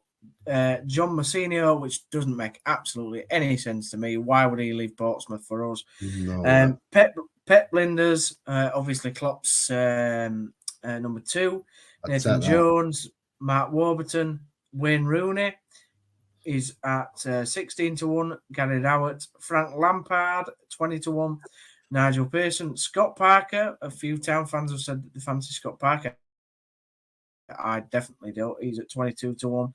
Gareth Ainsworth, Jesse Marsh at 33-1, and then you're looking at John Terry, Steve Evans, Gerrard, Houghton, Monk, Hughes, Lennon, Ince, Keane, and Bruce. Obviously, those last couple of days are either madness or they're just people that bet companies put on lists because they can do. Out of those names, give me one name that you both want, or give me the name that you do want. Zach, I'll start with you. You can only have one name. Oh, that's harsh. So bearing in mind, I'm saying I want results and I want fast attacking flowing football. So I was going to say Pep Linders, but I'll contradict you with that because we have no idea what style of play he'd play because he's never managed a team. I mean, you asked for one name, so it's not going to happen, but Neil Warnock. Okay. Callum? I'd go with Pep Linders. I'd love it if we got him, but the thing about him is I don't think he'll want to leave Liverpool until the end of the season. Yeah, not this year. Now that they're going to win absolutely everything because Klopp said he's leaving. So I think it's looking So if you were if in a world where we could pick any manager, right? Yeah, you would pick Pep Linders over Neil Warnock. No, I'd pick Jose Mourinho. No. We could pick any manager. I would pick not off that list. No, off that list. So off that list. If somebody said to you now, pick a manager, you'd pick Pep Linders over Neil Warnock. Yeah. For what we need now. But I think he would come in, excite the crowd. I think he's obviously going to play a very similar style to Jurgen Klopp, isn't he? I don't think he's going to be so dissimilar to what Jurgen's doing at Liverpool. So I just don't think Neil Warnock's coming back. No, yeah, I agree, but that wasn't the question. I see absolutely no point. I see absolutely no point in kicking the can down the road and being in this position this time next year when Neil Warnock inevitably decides that he doesn't want to work in winter again and leaves. Because then we're in the exact same position and we've got to look for a manager again. But the question was, if you could pick any manager off that list, who would you pick? And you're absolutely right. We don't want to be in the same position next year, but I also don't want to be in League One next year. And Pep Linders is a great name, but it's a gamble. It's a everyone on that list. Everyone on that list is a gamble for this team. Incorrect. Neil Warnock is not a gamble. He'd get us out of this. Fact. I don't know. Fact. With these new players, I don't know, because you're relying with Neil Warnock. You're relying on him being able to motivate that team, and he could do with the last one because quite a few of those players he knew quite well. Wardy, Rhodes, he knew quite well to get them up to where he needed them to be. But with this team now, he's got players that have never played under Neil Warnock before, and they wouldn't know what he expects. So it's an entirely different prospect, even though we're only how far down the road since he left? Not that far, but it's a different prospect. And I think you're gambling on the fact that he comes in, galvanizes the team, and we don't get relegated, right? And that's all well and good, but then what then? I suppose what I'm saying, and people are probably going to send me death threats for this, but let's not go down that line. If we appoint a manager and we go down, I would like to see us stick with that manager for a bit. We've got to give people time to build something. Yeah, but they would have said that under Moore.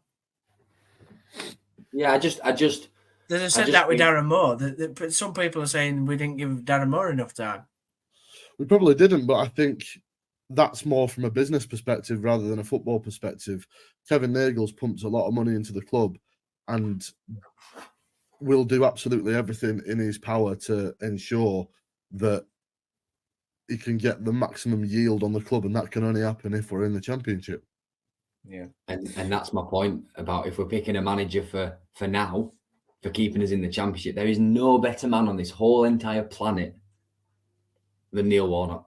And I agree. And we're saying stick with, Pep Linders, for example. What a great name! But if we was to get relegated and stick with a manager, Pep Linders in League One. But I'm going off. I couldn't even name a player in League One.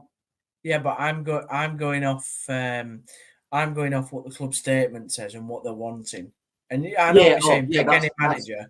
Yeah. But I think going off the club statement, Warnock's not coming back. I'd be amazed if he did. Yeah. But I think Pep Linders is perfect for the. I don't think we've any chance of getting him, by the way. But I think he's absolutely perfect. Yeah, we're having this conversation like the man's leaving Liverpool. It's not happening. Oh, neither of them names are happening. Neither of them names are happening. Neil Warnock's not coming back, and Pep Linders ain't coming. He's going to be Heckingbottom, but we're having a theoretical conversation about anyone that can. Oh, Michael, no. There we go. That is the end of that little clip there. Good stuff. I think it all caught us off guard there, didn't it? We're back though live on the deadline. We've got some movement on the Football Manager experiment as well.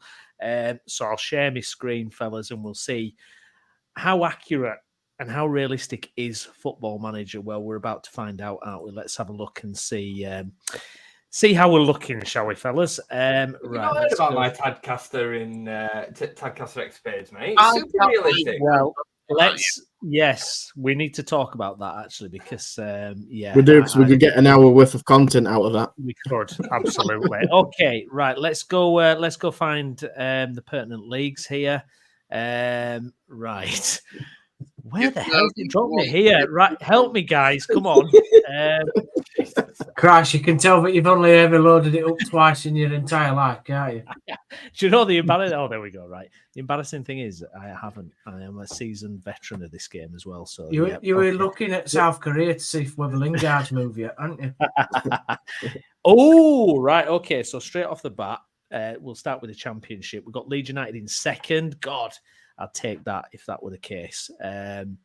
Wilfred Gnonto, top scorer in the league. With only 13? Yeah, with only 13. Yeah. Predicted Leicester, though. Leicester, it's got pretty much bang on. Southampton, very good. Ipswich down in 12th. Look at the gap between Leicester and Leeds as well. 14-point gap. My word. Yeah, absolutely. Yeah. But you've only got 1 point less on the FM than you have in real life at the moment. Yeah. That's true. Yeah, absolutely. And we've got Huddersfield down here, but not quite as low as they're doing in real life. Overachieving. See who the manager is for Huddersfield? I could only dream. Let's have a look. Who's the manager? Well, it is Darren Moore, so it's, he's doing Kevin, all right. you see, is our Darren.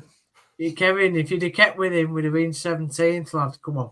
Yeah, well, we didn't want to tell you that, Steve, but yeah, that's what we've been telling you. Let's have a look at some transfers. Was there Shut anything up, else that we did? You're not even on game. No, BPA doesn't exist. There we go. So they're on course, right? Let's have a look elsewhere then. League One for Lincoln for Chris. Yeah, let's have a look at. Will it do it? I predict relegation to League Two. You could have just Indonesian. Select the Championship and click I down. feel under pressure here. I got right. Okay, let's figure this out. Right, I'm Europe. blind. Nations, right? Okay, sorry, nations, right? Sorry, fellas. We'll get there. Should we have a quick cheeky look at League One just for Chris? Right. Okay. Right. Chris. This is keep scrolling. Dear.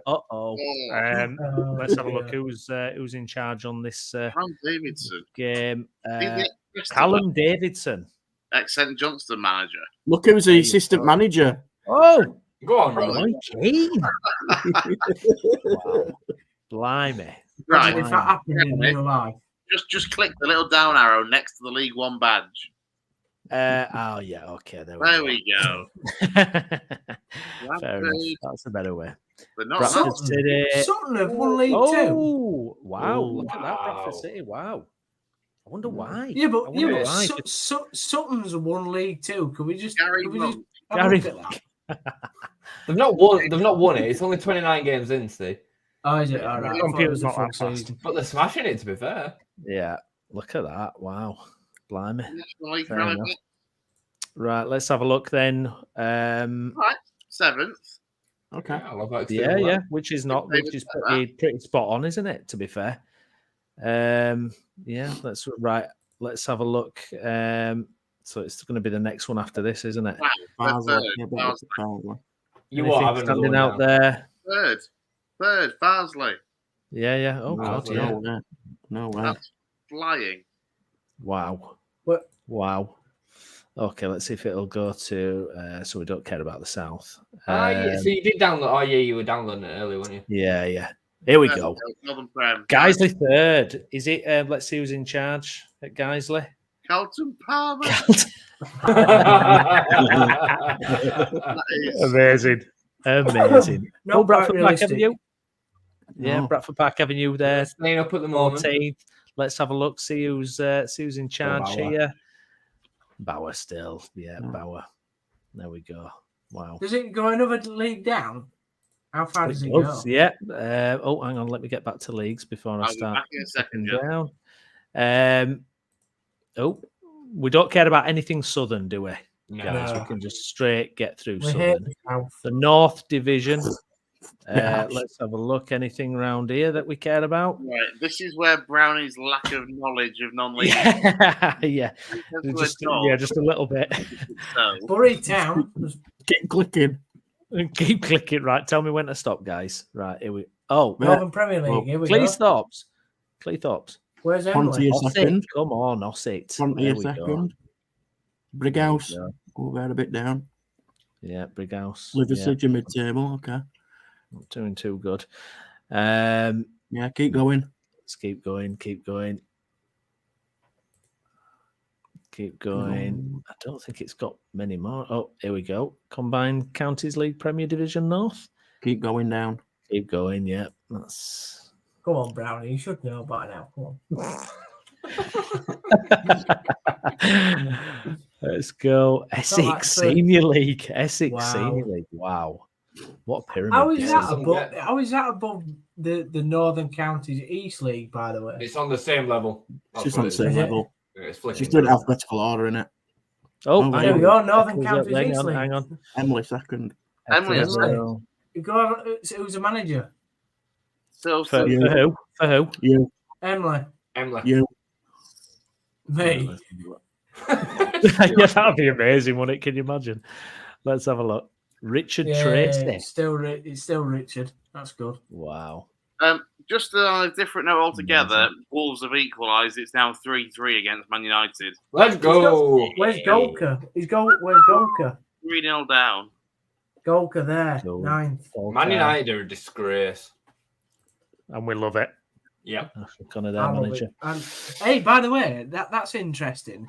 It says Ash Connor is the Golka manager, but obviously there's two brothers that run the team. Where's his other brother? They just don't exist. Well, that's it. Well, where's don't push it too far. How far down can we go here? Northern League Division 2? Is that Northern Counties anything East Division 1, a bit next one. Is this right? Let's have a look. What do you mean? Don't push it too far. What, the game? My computer. It's not going to have his like stepbrother in game. Horbury. Oh, Horbury. Wow. Wakefield, Shaky Wakey up in 4th. Good stuff. There was another one. There was another database where it was like it was even lower than this. I think it'd have even had Route 1 on it.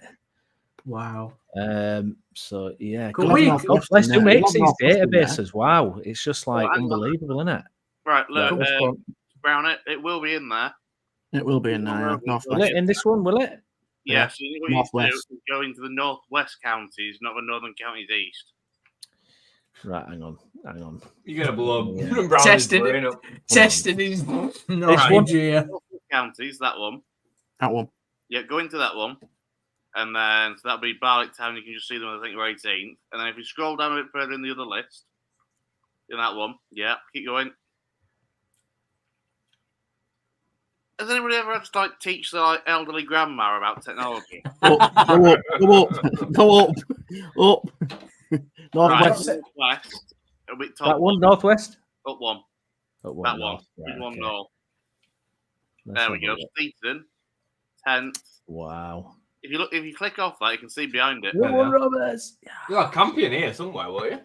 Yeah, that's what. Yeah, Campion. Yeah, Route One. There we We're in go. another one, but I Wow. don't want Steve to lose his mind and keep going back between things. Wow. There we go. By the Who way, makes it? if anybody is listening from Route One Rovers, shout out to him because me and Chris were there, Fackley against Silsden, and the acknowledgers said hello. And I know that sometimes do listen in, so if you do chance to listen in, it'd be good to get you guys involved because you've come from basically nowhere to really doing well at the moment in that league. I wonder if you could get the Huddersfield District League on it. Don't start. It's wonder if you could, though. Man United.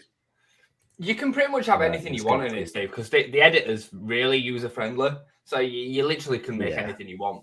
No, but it surely won't have teams from that low down. Surely, But you literally can make it yourself.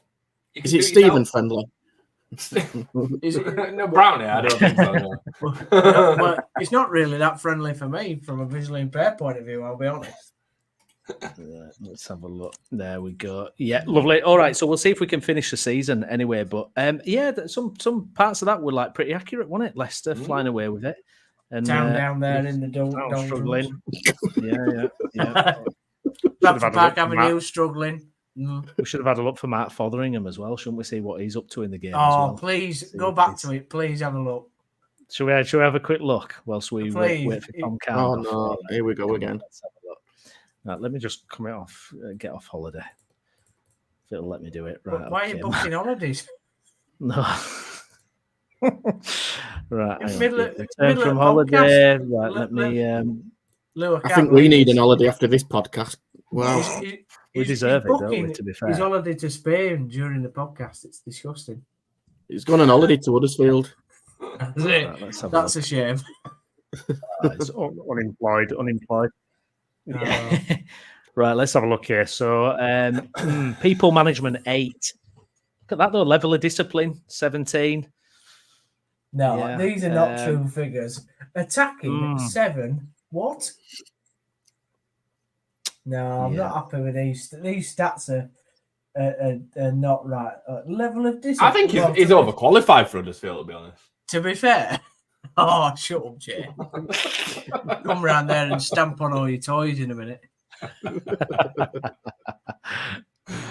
Yeah, he's No. literally, yeah. People management, my God, that should have been at a 1. Yeah, it should have been. Absolutely. Blimey. Well, we'll check on Mark in a little bit and see if he's actually got himself a job, shall we? By the end of the In re- stream, we'll wait and see. In real life, by the way, he was supposed to be joining somebody's. I don't know if Klingsman got a job now because he's best mates with him apparently. Is it Korea, South Korea manager? Yeah, he's supposed. So Yeah. I think he's gone. Yeah, I think mad. he's gone to South Korea with him to become his assistant. I think. Wow. No way. I Has think, he? yeah, what I read, yeah. Wow. You Incredible. saw Brownie's whole that is desktop there. amazing. Yeah, Yeah, anybody it's an wants to go absolute back Brownie mess. doxing himself. It's an absolute mess, honestly. Anybody got wants to so go many- back on this? Anybody want to go back on the stream and just take a screenshot of Brownie's desktop? Then I don't think I've got alt dodgy on there. Hang on. Oh, actually, right. Let me just edit that. No, it's fine. Yeah. So we're going to be. Oh, hang on. We've got some comments in here. Actually, it'll be all Leeds play. Oh, our mate Arthur J, who you'll know from our stream here, says. Let's have a look. Shock, no coming in for Nonto. Yeah, nobody coming in for I didn't Nonto. I mean, that was expect one. anything That from was Nonto. one actually, though, wasn't it? Where it was like at the start, you thought, are they going to actually cash in here? And At the get beginning it of the done? 'Cause he window, doesn't seem Brownie, quite happy, does he, with it? At the beginning of the window, I'd have almost bet on him going. I did not think he'd be here come the end of the window, but I think it's been very No. clear for the last couple of weeks that he wouldn't have been going anywhere. No. He word is that he's going to sign a new contract. I think that'll be announced next week by the sound of it.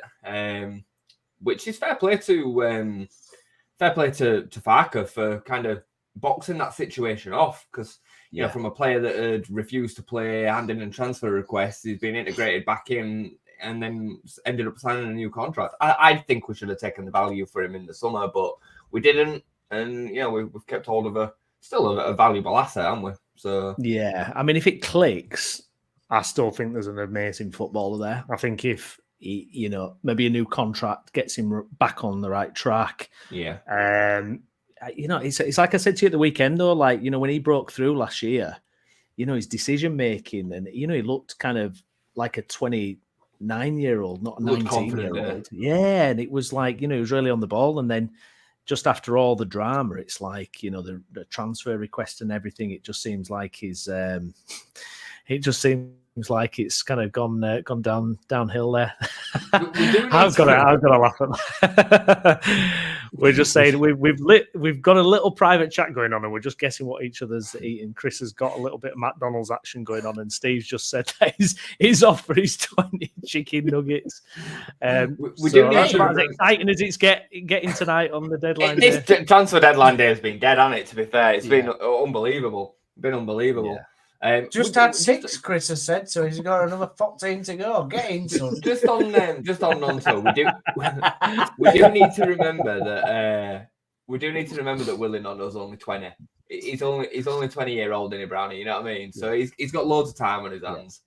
Oh yeah. Is it? Do you think it's one with Gnonto where it's weird? Because me and Steve were talking about this before we came on air about FFP and all that kind of stuff. That's, you know, could be well affecting the way that Windows going. In terms of playing that in mind, you could have played a blinder with this, because if he signs a contract and he comes good, his value rockets straight back up. Yeah. Would he be involved in potentially the Euro squad as well coming up? Because I know we even mentioned that, didn't we, talk about Euros and England squad? But you know, if he's involved with the Italian squad and has a good tournament, again, his value goes up. So in terms of assets and your balance in your books, it's not a bad option, really. Well, the good thing with us Gnonto is the fact that he because we signed him for so little, the value in terms of then what we potentially sell him for is huge for what it does on the books. I don't think he's going to make the squad. I mean, he was a Mancini player, and since Mancini's left the Italian setup, Gnonto's not been in the equation, and he also has not been playing for Leeds. I mean, he's probably 4th choice, I would say, out of the winger options that we've got. So I don't imagine that he'll be involved in the summer, but I still think there is that potential. I mean, he's played over 10 times for Italy. You know, he's a full Italian international. So, yeah, I think there's definitely an asset on his hands. I just hope we see him start developing and taking some of these chances. I definitely do think there's an avenue to say that he's been played in the wrong position, though. He's completely ineffective when he plays out on the right, whereas when he plays on the left, he's far stronger when he's cutting in onto his stronger right foot. So, yeah, fingers crossed we get to see a bit more of that between now and the end of the season. I mean, who knows? The talk about Manuel Benson coming in, I think that would have put play to any of his play time, because that would have then taken that right spot. He's left-footed, cutting in from the right. Dan James has nailed down that right wing spot. So then where would Gnonto fit in? He'd fit in as third choice behind Somerville and Anthony on the left. So it's a good idea to have, though. Yeah, absolutely. Absolutely. Well, we're going to be joined now by Sporting Life's Tom Carnduff, who's going to chat a little bit of Leeds United with us and the transfer window as a whole. Tom, thanks for joining us, mate. Just quickly, before we get into Leeds stuff, the transfer window as a whole, a very different January transfer window to a year ago, where I think like £500 million was spent during the month. How do you feel about it? It's a bit of a damp squib, isn't it, really, this January transfer window compared to years gone by? Yeah, I think the grip of PNS, is it, and the rules and stuff like that, teams are clearly worried about it. And I think the biggest deal we've seen in Europe or anywhere is Dragusin at Tottenham. That was 25 million, which is a far cry from transfer windows of the past. So, yeah, for me, I think it is. There's a lot of worry. There is a lot of worry, of course, of breaching any potential rules and things like that. We've seen it with Everton and obviously the Forest charges as well. So I think that's probably playing on a lot of teams' minds at the moment. But yeah, a very, very strange window. And it's almost like Premier League-wise, everyone just seems settled into their place. Everyone knows like what their role is, and nobody's overly fussed about gambling and spending more than they probably need to. And I think just when you combine all the factors, it's led to this month where absolutely nothing's going on, and we're sat here on deadline day just going, oh, maybe such and such will sign someone's third choice left back, and who cares? Yeah, it's funny, isn't it? Because they have to give it all the banners on the websites, don't they? And it's the most like obscure transfer you've ever seen in your life. You're I know, like, yeah.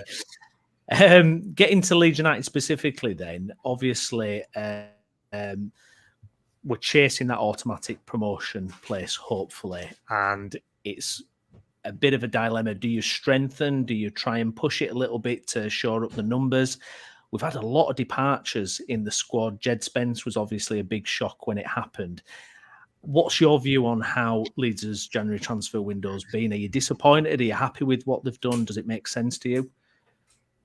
Yeah, I think so. The probably January the 1st and before, it was get a fullback in, ideally 2. They've done 1. And at that, it's a quality one as well. I think the problem is that, well, not the problem, it's a nice thing to have, but compared to 12 months ago where they're scrambling to add any quality that they can, the Leeds have got a very good squad that is stacked in a lot of areas now. And you've got to be careful to kind of not upset the balance. And I think until recent days, maybe it's changed a bit, but everyone at the top of the Championship, nobody wants to mess with what they've got. You've seen it with Leicester, Southampton have done the same.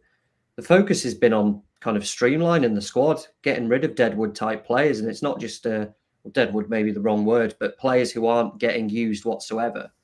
And it's not just Leeds who have done it. It seems to be a trend towards the top of the Championship as well. So Leeds' window has kind of gone with that as well.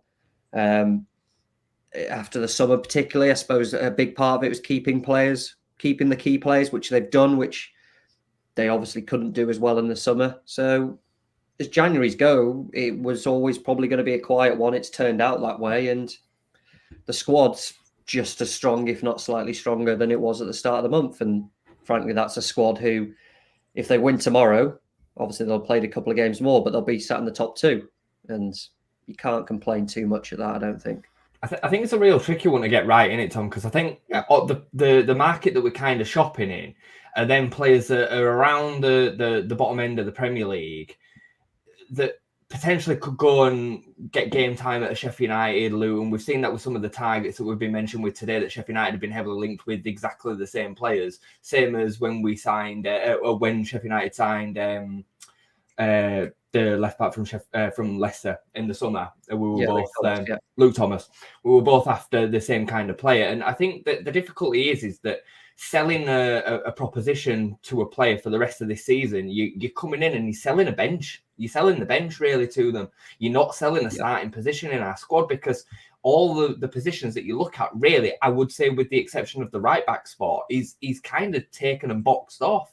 So you're then having to work your way in, and the fact that you might as well sit on a Premier League bench as opposed to sitting on a Championship bench.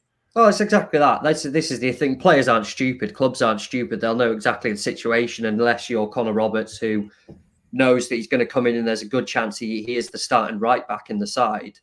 Anyone else who comes knows that the likelihood is they're probably not going to play. Even if they did get another winger in or another forward in, the likelihood is they wouldn't be a starter in the team. And you saw the links to Harry Souttar earlier today. He's not playing for Leicester. He's not going to come in and play at Leeds. Let's be honest. He's not going to displace Joe Rodon. Pascal Struijk, when he's back available, he's not going to displace him in the team either. So it's probably the toughest situation in terms of buying that you can be in, because you're trying to buy depth or loan in depth. And particularly in the loan market, where a lot of clubs and players are wanting to go out to improve, to either play regularly, it's very tough to sell that. And that's the situation Leeds have been in. And we've seen it with some of the players that were linked and targets and stuff like that. And frankly, they were aiming to go out and play. Leeds couldn't guarantee it. Deals have fallen through that Leeds wanted because they couldn't guarantee game time. These players have gone elsewhere. And the realism is that certain players wouldn't have got in over the likes of Somerville, the likes of Dan James on current form at the moment as well. It's an incredibly tough position to be in. And that's just where they're at the moment. And it's hard to recruit when you know that you're not going to be a starter. There's two that were pretty much nailed on, isn't there? Nishioka, I think, was pretty much through the door if the injury hadn't come up. And from what I'm hearing, little sources in behind, Charlie Taylor was the same. Yeah. There was an injury to Charlie that has kind of put the wind up Leeds from kind of going through with that one. Is that right from what you know? Or? It's basically, there's pretty similar. The injury, obviously, on the right back that got reported, he's obviously gone to Luton, and it's the same that it's a big part of it. We spoke about depth there as well, but Leeds want players for the now, don't they? And any little niggling doubt that might be there about a player and their availability, even a few weeks could be significant. We've seen it. Strike's a great example of what was a couple of weeks injury that is now stretched on longer than they wanted, and it's just not worth the risk. In the January, got 18 games to go, haven't we? Yeah, the season's over before you know it. So. Yeah, exactly. And what good is someone who is going to be, say, injured until the international break in March, who then has to then get up to speed in terms of actually being out on the pitch and training with the team? It's no use to anyone. Do we think as well? Sorry. No, I was just going to ask Tom. We probably obviously talk about transfers that haven't really happened, but do you think we're not giving enough praise to the club structure and managers for actually probably putting plans in place before what they may have not done previously? Actually praise some of these clubs for maybe getting the business done early rather than leaving it till last minute.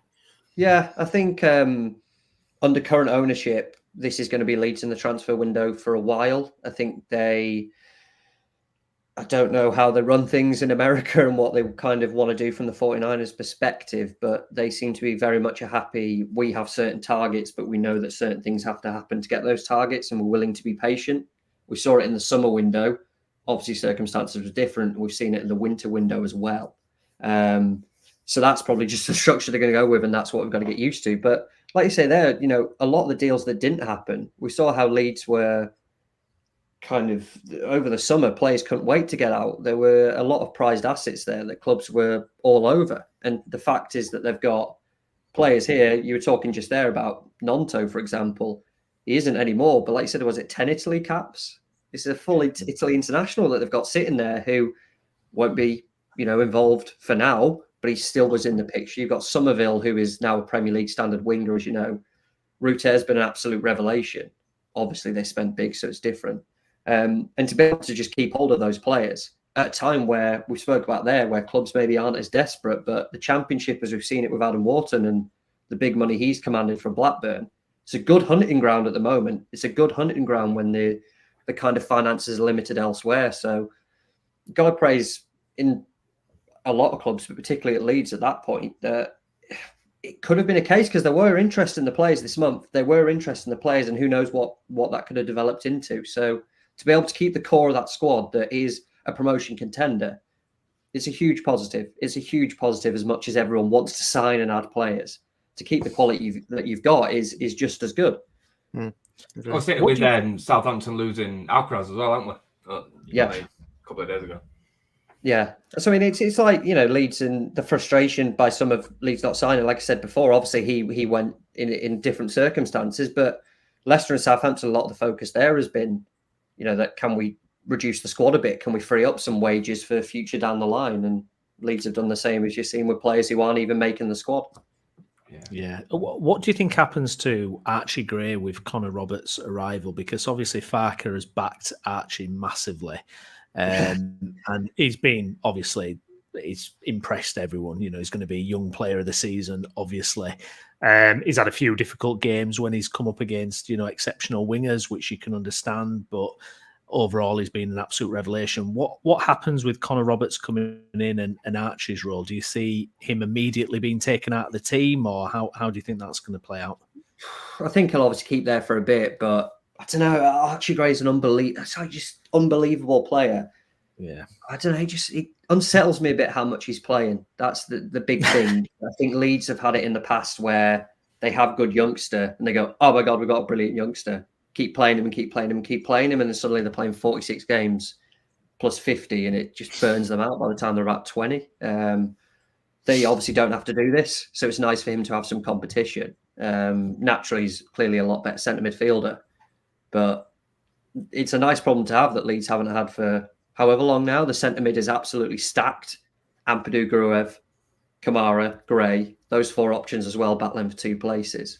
So they've obviously had to shift him to right back to try and find kind of a role for everyone. He'll keep it. Obviously, he'll keep it for the short term, but I think, frankly, the idea was Spence would be a starter. Obviously, things transpired that meant he had to go back. They clearly, you want a right back playing in their actual position. But Gray's going to keep it for as long as he can, and then it just gives the option just to drop him out once every few games. So he's going to stay fully fit. You're not going to overexpose him at such a young age. He'll keep right back for a bit, I think, and then in a few weeks' time, probably you see Robert start phasing in a bit, because it is going to be obviously a transition period to a new club and a new style of playing. Although, to be fair, most of the Welsh national teams at Leeds anyway, so I don't think too much to fit in. I like it that it's not an obligation to buy as well, because I think, if we do get promoted, you don't want to be kind of committing to a player that possibly isn't quite Premier League kind of level really for what you want as well. It still gives you that freedom, doesn't it, in the summer then to maybe go in a different direction. Yeah, and it's kind of, particularly with some of the other deals that Burnley have been trying to do, I mean, it's no great revelation at 27 minutes to the deadline that Manuel Benson's going nowhere. He's not going anywhere now. He's staying at Burnley. And a big part of it was that the buy clause that were involved in these loan moves, that straight loans were becoming suddenly, actually, we want this guaranteed at the end of the season to try and recoup some of it. He would have been a great signing for anyone, really. But again, it's the risk that you go with. So, to get straight loans, obviously you prefer it, wouldn't you? Even if it doesn't have the option to buy and it makes things a bit more difficult. We saw it with Ben White, probably see it with Joe Rodon as well. It has safety net the other way. So, it's just a deal that makes sense for everyone, though. Generally speaking, the season as a whole, Tom, we had a difficult start to it, but we've really kind of motored from that point. Obviously, tomorrow night, we've got the opportunity to actually get into second, albeit teams below us will have a couple of games in hand.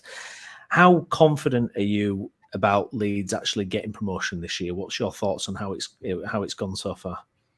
Stacked, the division, isn't it? I know that's a word I say a lot, but it is. The top 4 is obscene. There's going to be 2 teams. There's going to be one of these 4 who mathematically do not go up, right? And frankly, it's going to be Leicester. So one of Leeds, Southampton, Ipswich is not going to get promoted this year. And they have every right to feel aggrieved, because any other year they would have probably won the title. It's just that we've got these 4 unbelievable sides coming together. It's then having a knock-on effect to the rest of the league that you're going to get 1 or 2 teams who look like they would be playoff winners in normal years, probably aren't even going to make the top 6. So it's obviously frustrating that, you'd want promotion at the first time of asking. Naturally, anyone does. And then there's the uncertainty of what happens in the summer. If it doesn't happen, who goes, who stays? Frankly, in any normal season, this is title winning form. It's just that they've had the unfortunate timing of being with an Ipswich side who are up and coming, Leicester, who had nowhere near the issues that Leeds had in the summer, and Southampton, who, after a slow start, have sorted themselves out as well. I think there's the frustrations there, but it's another unbelievable season. And, whoever doesn't go up through the playoffs, maybe both don't. Who knows how it transpires? But if they don't go up, I don't think it's a case of that they were never good enough to do so. It's just you're at an unfortunate time where you're with some other freakishly good teams as well. And if they were there, you'd be in that top 2 easy. Daniel Farke's been, I think, harshly kind of treated by the Leeds fans because of that. Like, if you have a comparison to the season that we won the league under Bielsa, he's got the same points. It's an unbelievable achievement considering what he had to contend with. And I would say that this squad is better, but still, the competition that he's coming up against, I would also say in this season is better. And I've had my criticisms of Farke. I think there's weaknesses and things that he could have done better, but that goes for all managers. We said the same under Bielsa as well. And considering some of the flack that he's got, like we're 2 points off second, I think it's been an unbelievable achievement this season considering what we're up against. The record starts of Ipswich and Leicester, I don't think it'll ever be seen ever again.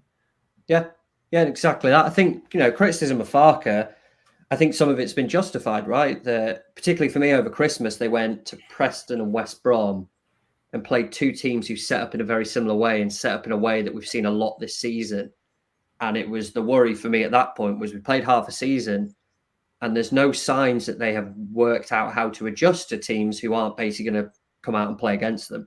The teams who just sit in a low block, wait for a counter-attack opportunity, are enjoying a lot of success. Now, a lot of teams are going to struggle against that, right? It's just the way football works. So that was my big criticism. But then what we've seen post-January the first time from that Birmingham game onwards, they were terrible at that point anyway. But you've seen that personnel changes have been made, little tweaks have been made. When they come up against these teams, now they're finding a way to get through, to win the game. And they're not just relying on teams who are turning up like Ipswich and went, we can outplay you. No, you can't, because frankly, man for man, Leeds are better than most, if not every team in the division. So I think the previous criticism probably was fair while harsh, but to his credit, he's adjusted. He has adjusted. We've seen the tweaks that have happened over the last few weeks. And yeah, as you say there, the points tally is more than good enough. What do you make of Bamford's kind of redemption as well? It's something that I would never have thought would have happened, to be honest, this season. But I mean, now we look a better team with him in the starting 11. Leeds have always looked a better team with Bamford in it. The theory of having Bamford in it. Ever since Bielsa's first year, Leeds are a better structured team with Bamford in it, right? The thing is, I don't think it's ever quality with him. It's clearly a confidence thing, like most players, but it really seems to affect him more than any. And when he's low on confidence, it's so obvious. But when the confidence is there, as we saw the goal at Peterborough, and then kind of what follows after that, it's just like the best striker you could ask for in the division. Someone who works hard, someone who links it up nicely, really gives you a structure point at the top.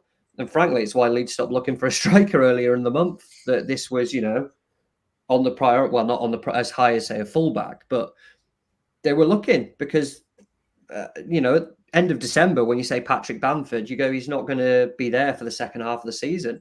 He's found a confidence streak that has massively changed how he does it. It's just like a huge confidence player, and when the confidence is there, he's like top end championship striker.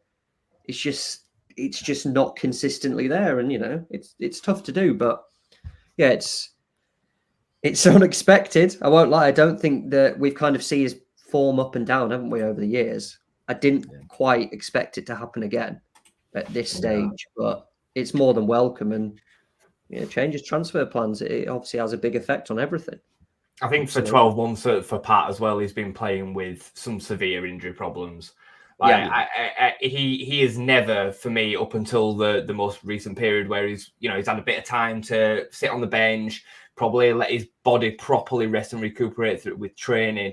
He's not looked like he was comfortable playing football. He's not looked like he was comfortable getting about the pitch up until this most recent run where he's been back in the side. So it makes a massive difference. Massive difference. The theory of it at the start of the season for me was that I thought Bamford would be good this season. Obviously, it didn't happen in the first half, but not having the pressure of being the main man, which he's always had. The Piroe, when he came in, I don't think we thought would be a like-for-like replacement. But the fact that Piroe, Jorginho formed a great partnership themselves as part of the wider attack in that, it wasn't then a reliance on Bamford that obviously couldn't get the team when he was fit. He wasn't needed as a starter. So for me, it was always that, again, the confidence thing, the pressure's off him. It's not looking to him as the main striker. It is coming in, being the supporting striker and playing his part really well when he has done in recent weeks. So I think, that would be a big part of it.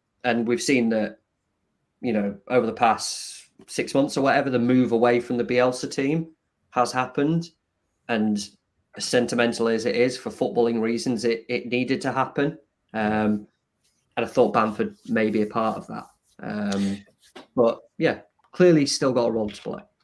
Just a quick mention on Piroe there that you've mentioned, because me and Jason, we've talked about this kind of numerous times through the season, whereas, you look at his record and you think, actually, that's a pretty decent return for someone coming in. But you can't help but watch him sometimes, and he kind of disappears in games, and now he's out of the team. He's not the one that Farke's actually selecting for those crucial games. What's happening there? I mean, there were some doubts about whether he was a Farke player initially anyway, but I mean, what's your take on the kind of Joel Perreault situation? Yeah, I think, to be honest, when he first signed, you kind of look at who fits the way they'd want to play. And Joel Perreault never, I know it's great to go, hey, we always knew this at the start, but it was kind of like, okay, this will be interesting to see how it worked. It did work. It has worked, if we're being honest, really, in certain games where, games where Leeds have got the opportunity to flow forward and attack and get in behind, be a part of that fluid counter-attack, things like that. Definitely plays his part. It's those, again, the games where perhaps that's where the frustration at times with Farke came in his football, was that he's not suited to teams who are so defensively mindset and will sit back, because he doesn't quite have that, I don't know, same kind of hold-up, link-up that, say, a Bamford would. So, yeah, I think it's tricky, isn't it? Because I suppose you probably thought more of him when he first arrived in terms of what you'd get. Yet his goal return, as you said, is still really good. So for me, it's fine. It's an option. It's another tactical option that you've got there as well. If he wasn't scoring whatsoever, then you'd be like, right, okay, this has gone wrong. But he's scoring. He's scoring. It's fine. It's fine until he's not scoring and not playing. Then it's probably a bit more of a problem. But for me, he's got a clear role. He's got a clear role in certain games, and he's done it. He's done it really well. If you're Farke now, then Tom, at the moment, say you've got plan A is you go up to the Premier League. What areas do you recruit? Plan B, you stay in the Championship. What areas do you recruit? What would your thoughts be on that? It's a tough one, isn't it? Goalkeeper, I think, is a problem. I think Melière's a very, I don't know, divisive is a bit extreme, but people have opinions on whether he should be there or not. I thought he was coming back to his best strike, but he's just regressed. I mean, he had that so suspension, much. and since he's come back from the suspension, he's just. I think there was summer where there was genuine big interest in him. There have been serious clubs who have been interested in him. PSG have had a long-standing interest in Melière. Obviously, he's going to stay focused, but you're a young goalkeeper who's got a hell of a lot of Premier League experience already. Numerous clubs of good European stature have looked at you. Naturally, you wouldn't be a starter at those clubs, but you'd still be involved. And it's kind of like, you see say if you didn't watch him week in, week out, you kind of go, okay, fine. You look at the numbers and it all adds up. Experience, age, ticks all the right boxes and that. But like I said, there just seems to be a regression. It's just not there. I don't know what to do, because again, the age thing's there. Is he going to keep getting better? You don't know. And he does have games where he's great and makes a worldy save that will basically, the only thing he has to do, you think Leicester away, the only thing he had to do was that one save at the end, which he did. But it's a consistency thing, isn't it? It's that huge consistency thing. And, when they signed Darlow, for me, I thought, right, Carl Darlow, they've seen the opportunity here. Melière is going to be one of the big money moves. They bought Darlow in, Championship experience goalkeeper, and they're just kind of going to do that, as we saw at Norwich. Not too worried about the distribution side of things. I just want a shortstopper, right? So, yeah, I think goalkeeper is probably a situation that will have to be addressed regardless of what division they're in. And it's tricky. It's tough because naturally you do need to improve somewhat, don't you? I think eventually they're going to have to admit that they're going to have to address fullbacks. Like, seriously sign long-term fullbacks. We can dream. The left-back position for 10 years. You just can't do it, right? At some point, you're going to have to admit you're going to have to sign some players in those positions. I thought we'd figured that out with Barry Douglas when we signed Barry Douglas, and even that didn't work out. Yeah. Maybe it's a cursed position. Maybe it's just cursed, right? Barry Douglas. Yeah, fantastic left back. That's the one. That's the sign-in. Injury issues. Doesn't play. Doesn't work out. He has to go. Junior Firpo. Well, he's played for Barcelona. This lad must be good. Injury issues. And to be fair to Firpo, I've always wanted to give him the benefit of the doubt, because when he first came over, it was during the pandemic. He was injured all the time. He got COVID just as he came back. And it's like this constant cycle just as he's just about to hit the top of being on the way up, he'll then get an injury or something, and then the cycle starts again. But eventually they're going to have to just address the positions and go, who's going to be the long-term left back? Who's going to be the long-term right back? We have these players as supporting ones, but it's just like positions that they've just been wedging players into, going, yeah, they'll be fine. Yeah, they'll do it. It's fine. Don't worry about that. I mean, So I think they're the outstanding ones, aren't they? We've been talking to you about the left back situation for I reckon 6 years now. I think it was the second version, the second incarnation of what was the Route 1 show. And we were still talking to you about left back for Leeds every single week. It's never going to happen. I quite since admire Charlie it. Taylor. Since Charlie Taylor left, that's the last left back we had, really. The last successful left back. Yeah, I admire it. Maybe it's like their thing. Every club has a thing, and Leeds' thing is they just don't have a left back, and it's just meh. I did enjoy Alioski when he was rolling. You know, he could he brought something special, didn't he? If not the best technical player in the world. It has been a quiet transfer deadline day, but we do have some breaking news. Huddersfield Town have agreed a 6-year deal with Wayne Rooney, not as manager, on a playing contract. He's on the wind up tonight, all night. He's well and truly on the wind up tonight, isn't he? To answer that question from Tom there, if I was to answer it, me and Brownie kind of mentioned this the other day, Lou. It'd be the striker position for me if we got promoted. If we got promoted, I think that it'd arguably be the most important spot to fill, because we've seen now for a period of time since the COVID season that Pat isn't going to be able to fulfill that role. For me, I don't think Yopero will ever really see that role in the Premier League. Can I just ask? Am I completely imagining this? Or didn't Patrick Bamford have a really good record at Leeds when they first came up, to the point where people, and Leeds fans in particular, obviously, were like, Bamford for England? Well, he played for England. 17 goals. But I'm just thinking, he has done it at Premier League. You have to caveat, though, that pandemic football was a different time. As lovely as it was in terms of for certain players, and Leeds fucking nearly made Europe, right, that first time, basically, if they won a couple more games. It was different, right? There were so many factors. Talk about confidence. Nobody was there. He had a great time. It was like training every day, and we've seen the goals he was scoring in training where Bielsa was running up and hugging him. We've discussed it. We've discussed it a few times, haven't we, Brownie? Like the Patrick Bamford behind closed doors. That's the perfect environment for Pat to flourish in, because technically he's fantastic. His problem is his mentality and his confidence. This, I wonder what I'll make of it. The penalties, doesn't it? Nobody's watching. It's true. It's just the truth. Well, look at the penalties. His penalty record is terrible because he can't handle that type of pressure. You know, he's missed 3 critical penalties for us, and it just shows that he just, struggles. I always think of the goal against Leicester away. The goal against Leicester away behind closed doors, where he runs onto it and hits it first time into the opposite top corner. Yeah. He never scores that with the crowd there. He just doesn't. But he was left with that kind of confidence. He had the shackles off. And I think Bielsa did so much for him. He created a confidence within him that I just don't think he would have had without Marcelo personally. So I just find it interesting to ask the question, because obviously you guys, you guys see it far often more than me, but you are planning to be Premier League next year. There's no two ways about it, is there? And it's what areas can you improve, but also, if you do stay in a division, which is a likelihood considering teams who are up there and fighting for it. I don't know. Another question probably for you guys, and if League did stay in the Championship, worst case scenario for you a lot, but would it be damaging, or would it be not okay, but acceptable in a way that you'd build to definitely go up the year after? Would it not kill you off, so to speak, but be a disaster if you stayed in that division? It'd be damaging for the squad. It'd be very damaging for the squad. There's so much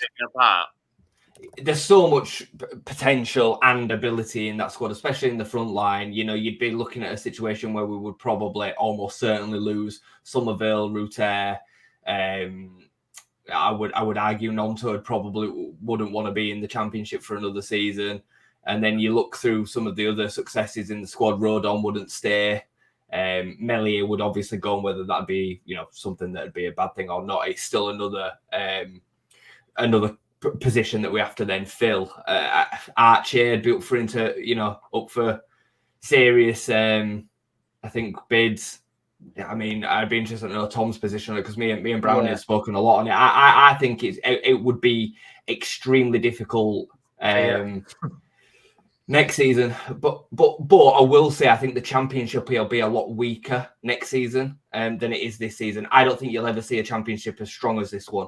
Leicester, are only a number of years on from winning the Premier League and the FA Cup, and the strength that they come down with, they should never have come down with. Southampton in the Premier League for years and years, before then suffering relegation and came down with serious strength. And I think the Leeds United, the amount that they were able to keep and the pull behind, and the 49ers and what they were able to keep at the end of the summer transfer window has left the Championship this season seriously top heavy. I don't think you'll ever see it like this again. Would you argue the likes of Portsmouth and Derby, Peterborough, etc. are stronger than those in the bottom three, though? I don't think it matters. I mean, look at what Ipswich have done. Like Ipswich have come out of that promotion pack and they're way beyond Peterborough, Derby for me. I don't think it matters. I think they would fall into the rest of the Championship pack, really. Yeah. Personally. Though, that Ipswich have done what they've done and they didn't even win League One last season. Obviously, and it's remarkable to say just how well Ipswich have adjusted to life in the Championship compared to the other two. Deserve a massive amount of credit. I mean, Kieran McKenna's a fantastic manager in it, and he's got something pretty special set up there. I mean, what do you recommend, Tom? Like, how do you think it would affect Leeds to be in the Championship next season as a club and the squad? Yeah, you've got to remember that one. Well, frankly, it would be a bit of a depletion of the squad, but then you've got to remember it's an incredibly high value squad that Leeds have built. And one of the criticisms, one of many criticisms you could chuck at the ownership during the Premier League era was there was perhaps too much emphasis on the future and recruiting for the future, and they needed for the now. But then what they've seen is that certain players who were recruited during the Premier League years, squad players, youth team players, have come through and are now worth, God knows whatever they'd be worth on kind of valuation in the situation that Leeds would be in. So it would be an issue with certain players going, but you wouldn't be talking peanuts. You'd be getting decent fees for these players that would go. And then you think of the players who are out on loan currently who aren't going to come back. You take, kicking it down the line with loans is far better for your profit and sustainability than it would be by selling them straight away. There's a lot of factors there. And this is frankly what restricts Leeds, and it restricts some other clubs as well, that Leeds have a lot of money. There is a lot of money there, but you are restricted by the rules that say you can't just go out and spend all that money as you'd like. So if it went wrong and Leeds were in the Championship again, there's however many players that you mentioned certain players there. That's a significant amount of money. And if you're looking at a going rate of 7 million for Ethan Ampadu, 5 million for Glenn Kamara, was it? Yeah. The fees that they're playing for players who are playing now, and that's the kind of market they're shopping in, that's an entirely new squad, if needed, or supplemented quality areas by the sale of like 2-3 players. Yeah. And that's, frankly, that would solve, not that there are many issues, but that would just go so far. It wouldn't be like a case of the first Bielsa year and it was the end of the world and what's going to happen. It's a good point. That's a really good point. There's a lot of money to play with there. It's annoying that you've got another 12 months and maybe it doesn't work out.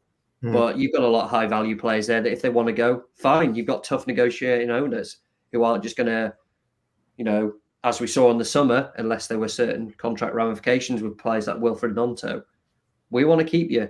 So until someone meets that valuation, tough. You've signed a contract. This is how contracts work. Unless your contract says you can go for a certain fee, shouldn't have signed it. You're still at a serious financial advantage, aren't you? That's the point. Yeah, more than What about all the loans, Tom? What about those returning loans in the summer? What do you think happens there? Because, I can't see We've got long enough for that. We've got about half a dozen players that are due Yeah. back. All right, lads. Welcome back. Yeah. Is there any you would take back in the squad, Tom? Is there any of those that have gone that you would go, oh, actually, we might be able to get something from them? On that, Tom, have you been keeping tabs on how they're all doing as well whilst they've been out on loan at all?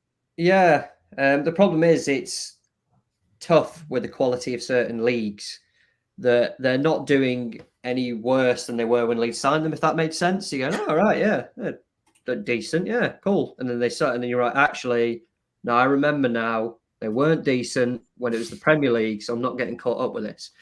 I always thought there's a footballer in Brendan Aronson. I did. Tiny, isn't he? He just gets bullied around so much. If he stopped up a bit and had some weighted boots or something so he could stay on his feet, there's really is a good footballer in there. And I think, to be honest, out of everyone, he's probably the most likely that will have to just come back to Leeds. And if Leeds are in the Championship, I've always said it about him. I know he gets so much grief online, but he was actually decent for the first 3 or 4 months of last season. People forget that he actually was pretty decent, and then obviously his form dropped off a cliff, but so did the rest of the team. Yeah, I think he'd probably be the one. I think the rest you're looking at certain deals would go through at clubs that they'd want. Rasmus, you know what I mean? Rasmus like that. Yeah.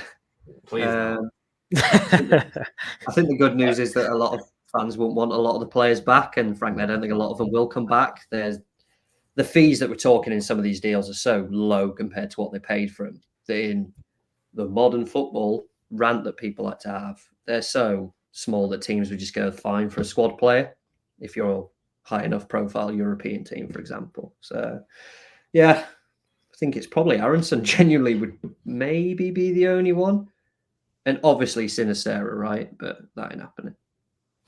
To say how little business has been done in this transfer window, we're now also looking at one of the most exciting last minute things being Sensei's deal to Leicester is now off. Yes. Yeah. Which is unbelievable. Burnley's deal for the right back that they were signing as Roberts' replacement went through about an hour ago. So basically, Burnley weren't going to sign off Roberts until that happened. So just waiting probably for that now to come through. But again, it just shows you the position that the top of the Championship is in, that Leicester have not signed anybody. Yep. They've gone through the whole of the transfer window and not signed anybody. And they've lost the lad back to Chelsea as well, Cassidy. Yeah, Cassidy has gone back. Indeed, he's out for 3 months. They've got some issues. They've got some holes in their team. And I mean, they may be thinking and looking at this situation that, look, from this position, we should almost certainly go up. And they almost certainly will. So maybe they don't have that jeopardy attached to it that Southampton and Leeds do, and Ipswich as well. But I still think it's telling for the way that the transfer window's gone as a whole.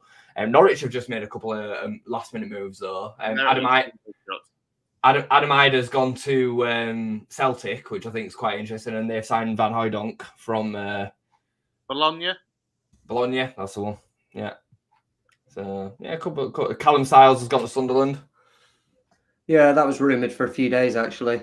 Yeah, earlier in the window. The Polish lad, Plaqueta, he's now gone to Swansea from Norwich as well on a permanent deal. Yeah. Bye-bye, Paveda. Just looking at Premier League action then, Tom, moving it on a bit. Obviously, we had a huge announcement last week, Jurgen Klopp leaving Liverpool. Do you think Liverpool now favourites, they're going to do it? I mean, they battered Chelsea last night, but I mean, a couple of those decisions, penalty-wise, you're like, oh my God, is like everything going to go in Liverpool's favour now? Like it's the perfect story, isn't it? Klopp leaves with a league title kind of thing. Just to go back to Leeds teasing an announcement at bang on 11 p.m. is quite funny, by the way. What's this? My computer completely frees up. Have I missed some action here? Or what's going on? 2020, the little tick emoji with 2024 January transfer window, which... Wow. The Roberts deal's fallen through. The commitment to these late January. We always have a deal that just collapses. We're always here, aren't we? We're always sat waiting. We're always sat. I mean, it was Sinistera last because we did a transfer deadline show last time, and we were literally that kept us on till about 1 a.m. What is going to happen with Sinisterra, and then obviously, he was gone, unfortunately. Yeah. It actually happened in transfer windows all of 6 months ago. Yeah. Yeah, that was pretty crazy, wasn't it? The deadline, the last one, when we were sat here with the Sinisterra, Jaden Anthony deal all going through, that was pretty crazy, to be fair. Yeah, that was genuinely like, think about, that's how wild that one was. About 6 p.m. someone texted me about Sinisterra. What do you mean? No, what were you on about? He was going. There's a video of him leaving the training ground telling fans he's not leaving. Yeah, so I was like, he's gone to Bournemouth. I beg your pardon. Where were we? Liverpool, were we on about? Yeah, sorry. Yeah, so but moving on to the joys of the Premier League. Yeah. Interesting few days, quite seismic announcement from Klopp. How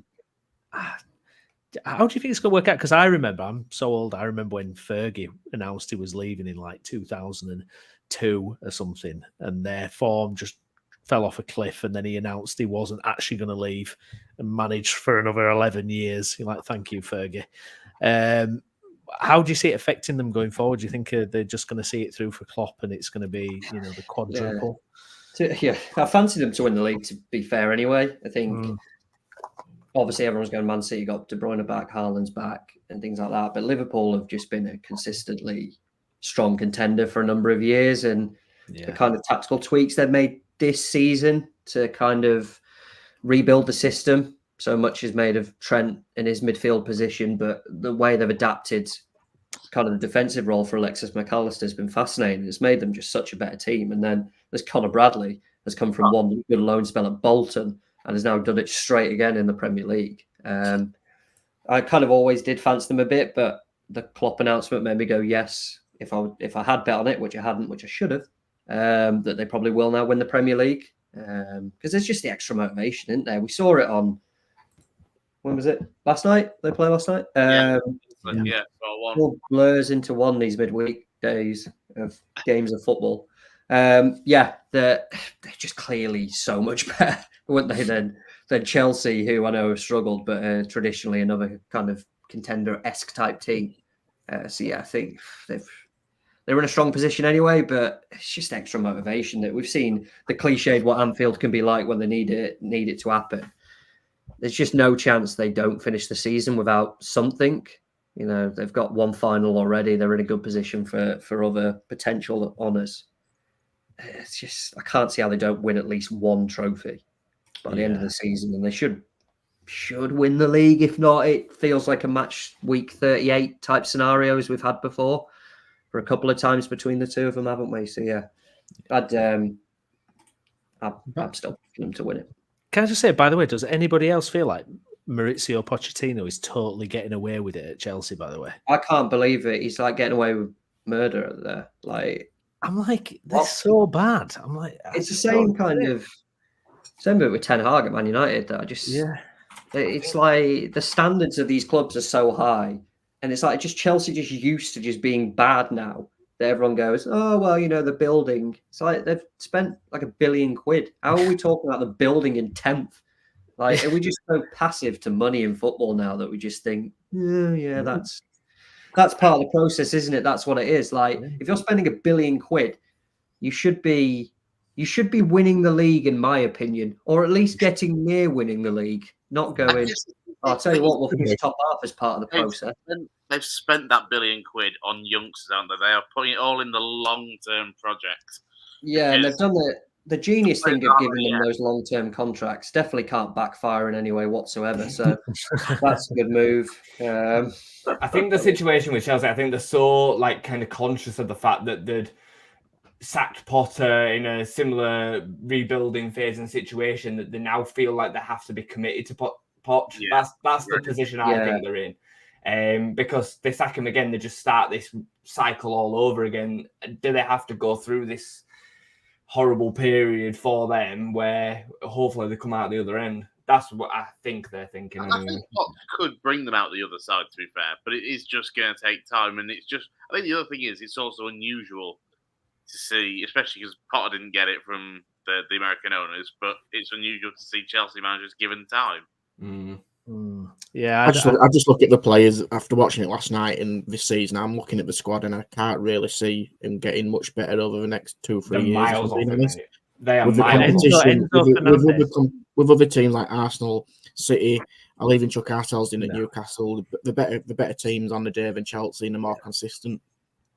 Well, yeah, I mean, the Newcastle's a good example actually, because yes, you're mega backed, but compared to what Chelsea have spent, but it feels like a proper team. Whereas Chelsea, I mean, you're watching Enzo Fernandez and Caicedo. You say they spent how much? $250 million on these two, and they're just terrible. They are good players. They are good, but it's like they went and spent that money after what they had, half a good season, or a good, Enzo Fernandez had a great World Cup, and it's ridiculous. But the thing is, I think, like you said, with Caicedo and Enzo Fernandez, they're actually players that are bought for the present. And you watched them last night against Liverpool, and they got bullied by a Liverpool team who overran them in every department. And yeah, the penalty decisions, controversial as it may seem, but I don't think it affected the scoreline. Nunes hits them shots and an inch either way, it ends up being 7-1. And I don't think it would say though, Christopher and Nkunku, who was very good at Leipzig anyway, they look so much better when he's in the side. And why is he on the bench? He just changed the game for him. He changed the way they set up the structure, the rhythm of play. And I'm watching him thinking, why are you not playing? Yeah, his injury issues have obviously made them a bit reluctant, I suppose, to play him a bit, but they're so much better with him. That's the one, I suppose, little bit of positivity that we spoke about Bamford, and I'm not saying they're equal, but in terms of having a striker who the whole structure can work around. Yeah, give him a focal point they never had for the rest of the game, yeah.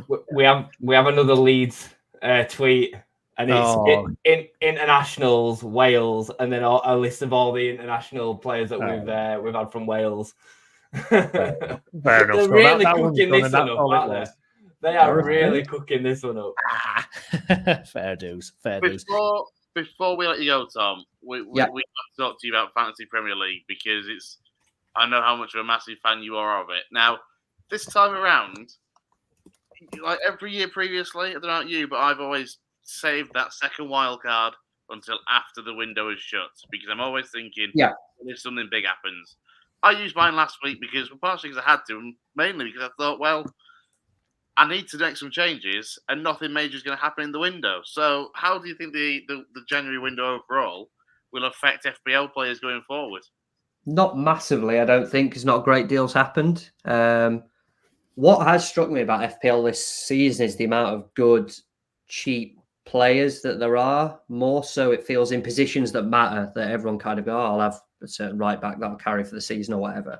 But you think like Cole Palmer, so we've got Chelsea there, is hilariously underpriced on the game as a penalty taker and probably one of their only good players that they seemingly have got. Frankly, there's actually a way that you can get like Haaland, Salah, Son, and maybe someone else. Like I've been carrying Brennan Johnson for a bit while Spurs have had the injury issues. Again, someone else that's probably underpriced. And with AFCON, I think naturally you've probably gone a bit earlier with wildcards that we've seen this season. I know the numbers are slightly higher than they have been in previous years. So yeah, this year feels a bit better. And Haaland's injury issues, I know he came back last night, but at least it made things a bit interesting for a while, because he was injured at the same time Salah was away too. And for the first time in a couple of years, it felt like, right, okay, actually you've got to be creative with who you captain here. I gambled on Julian Alvarez last night, which I was delighted about. That is. But then players like Solanke, for example, at Bournemouth, who is a cheap striker, who is well in the running for the Golden Boot by the end of the season. It just seems this year there's so many much better players that are worth nothing on the game that you don't usually get. Usually you're talking 5.5 million midfielders who are all defensive mids. Whereas this year you seemingly got penalty takers, forwards in good attacking teams. It's like, it just seems to be a nice. There's one or two players with positions that have helped as well. I think Hwang Hee-chan at Wolves, for example, obviously leading the line as a striker when he's there and fit. And he's classed as a midfielder. It's about 6 mil, I think, something like that. So again, not that expensive. Yeah, and it's always that big thing, isn't it? I mean, I mentioned Cole Palmer's currently still 5.8, which is still far too cheap. Yeah. Solanke was another one. I mean, I know Chelsea have had issues, but you had players like Malo Gusto who had a really good first certain period during the first half of the season, didn't they? That when Reece James was out injured. Yeah, and it's kind of other players as well that, you know, I bought Alex Moreno in this week as well, and he scored no goal, which wasn't ideal, but it's kind of players like that that, you know, the evolving kind of nature of certain teams. Aston Villa are a great example. Bournemouth are another great example of a team who are now coming good under Areola. That there's a lot of players there that are actually quite appealing FPL options because they just love to attack. It's like a more attack-minded league this year, which probably helps as well.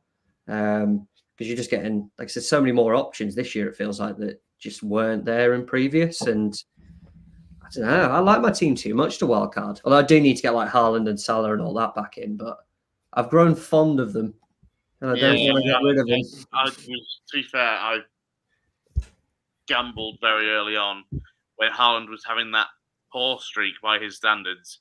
By thinking, I can use that money elsewhere. Took him out. Lo and behold, he starts scoring again. So that bit me a while ago. On Ivan Toney, because he was somebody that before he came back, everyone was like, "Oh, do you put him in? Is he going to need games to get find his form?" No, it's a simple answer. He's what, 2 in 2, I think, or 2 in the last 3 games for Brentford already. Yeah, I mean the one Brentford, Neil Maupay is what the hell?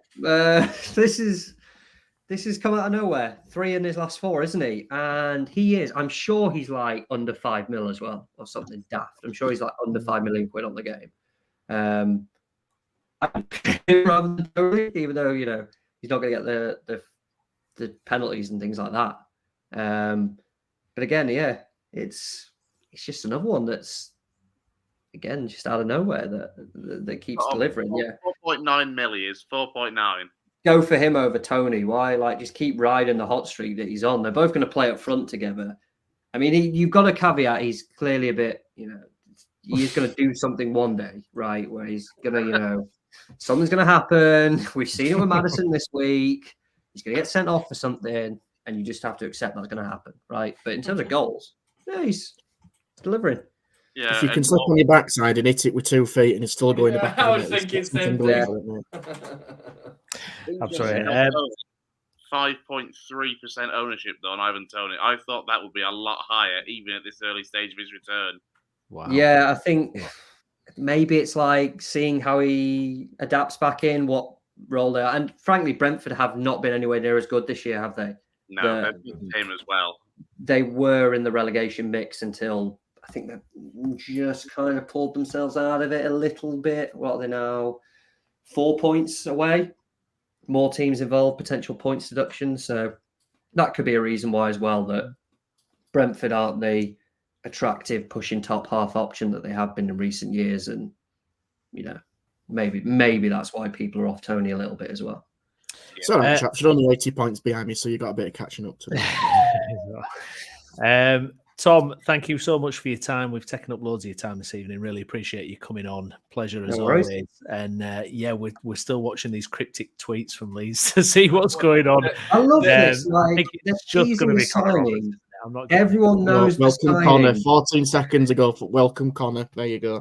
It's like they're teasing a signing that everyone knows. It's the modern day. Like if they turn around and went, no, it's not Connor Roberts. We've got him, but look who else is here. And it's like, we've got Mark Hughes in as assistant manager.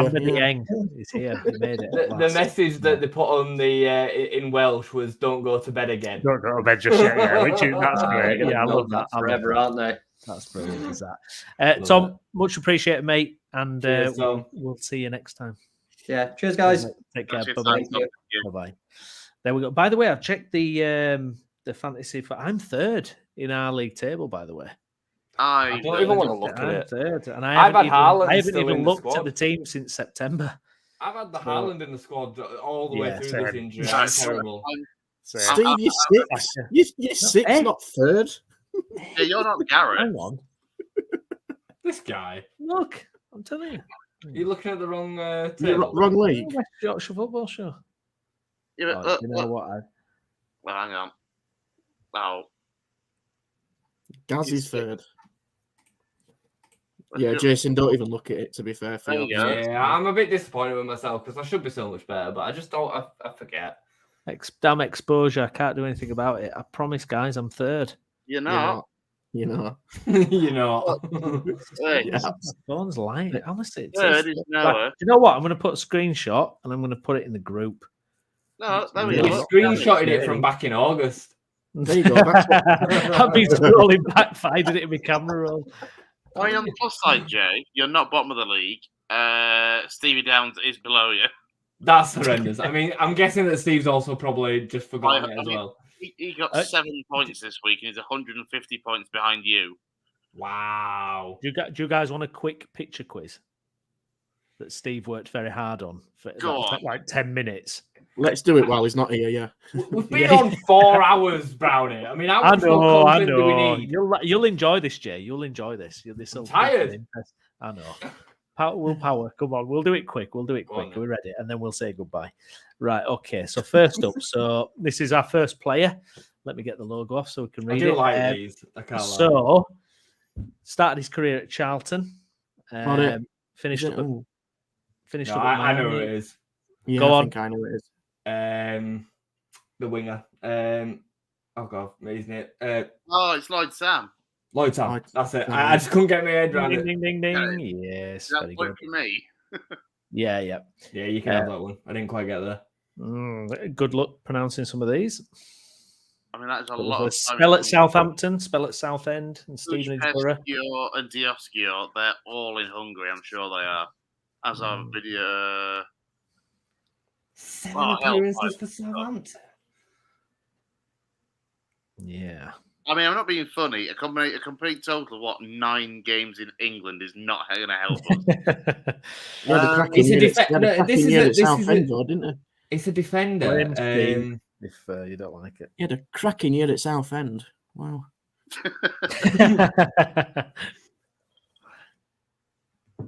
I feel it's going to be more annoying, even though it's so few appearances in England. I still feel like I'll obviously know you should know it. Now. Yeah, I'll know the name when I see it. You need to get. Go on, show us. So you ready? Give up.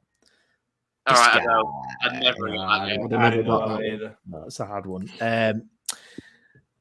No, this one's a classic one. Now, he's cut off the years. He's cut off the years, I think, because he might have thought it'd have been too easy Bojan. for the Yeah, years. sorry, Kirky. Bojan. Nope. Ibrahim You're in the Afellay. right kind of Afellay. area. Afellay. Yes. Lewis got there before me. Very good. Very good. Good player. There we go. Starts off at Newmarket. Bradford City in there. Rotherham. Braintree. I mean, he retired a long Grays. We'll know this one. 100% we will. Bradford to Rotherham. Rotherham after Bradford. Bradford to Rotherham. This should be. Any ideas, Lou? Well, I thought it wasn't. Can we come back to that one, or do we have to? Want to come back? No, we can come back to it. Yeah, if you want to have a think, we can move on. Can we come back to that one? I think that will come to me, but that's just not an instant one. That's the same person again. That's just the same one. Facebook message. Is it? How much effort did Steve put into say? Yeah, it's actually yeah. All right. Blame Steve Downs. Okay, we'll go on to number 6 then. I know that's Paul McShane. Oh, too easy for 35 Chris. games Too easy for Chris. Penultimate one. Burton Albion. Can't see the goals. Rochdale there. Yeah, that is. Can't see the goals, man. What is this? What's he doing? I didn't create this, by the way. Just. It's fairly recent, this, isn't it? Is it Newport now? Oh, Chris, if you don't get this, you weren't doing commentary then, though, were you? For I wasn't doing commentary then, but I'm still fairly sure. Oh, it's a centre half. Oh, Jesus, that's going to annoy me.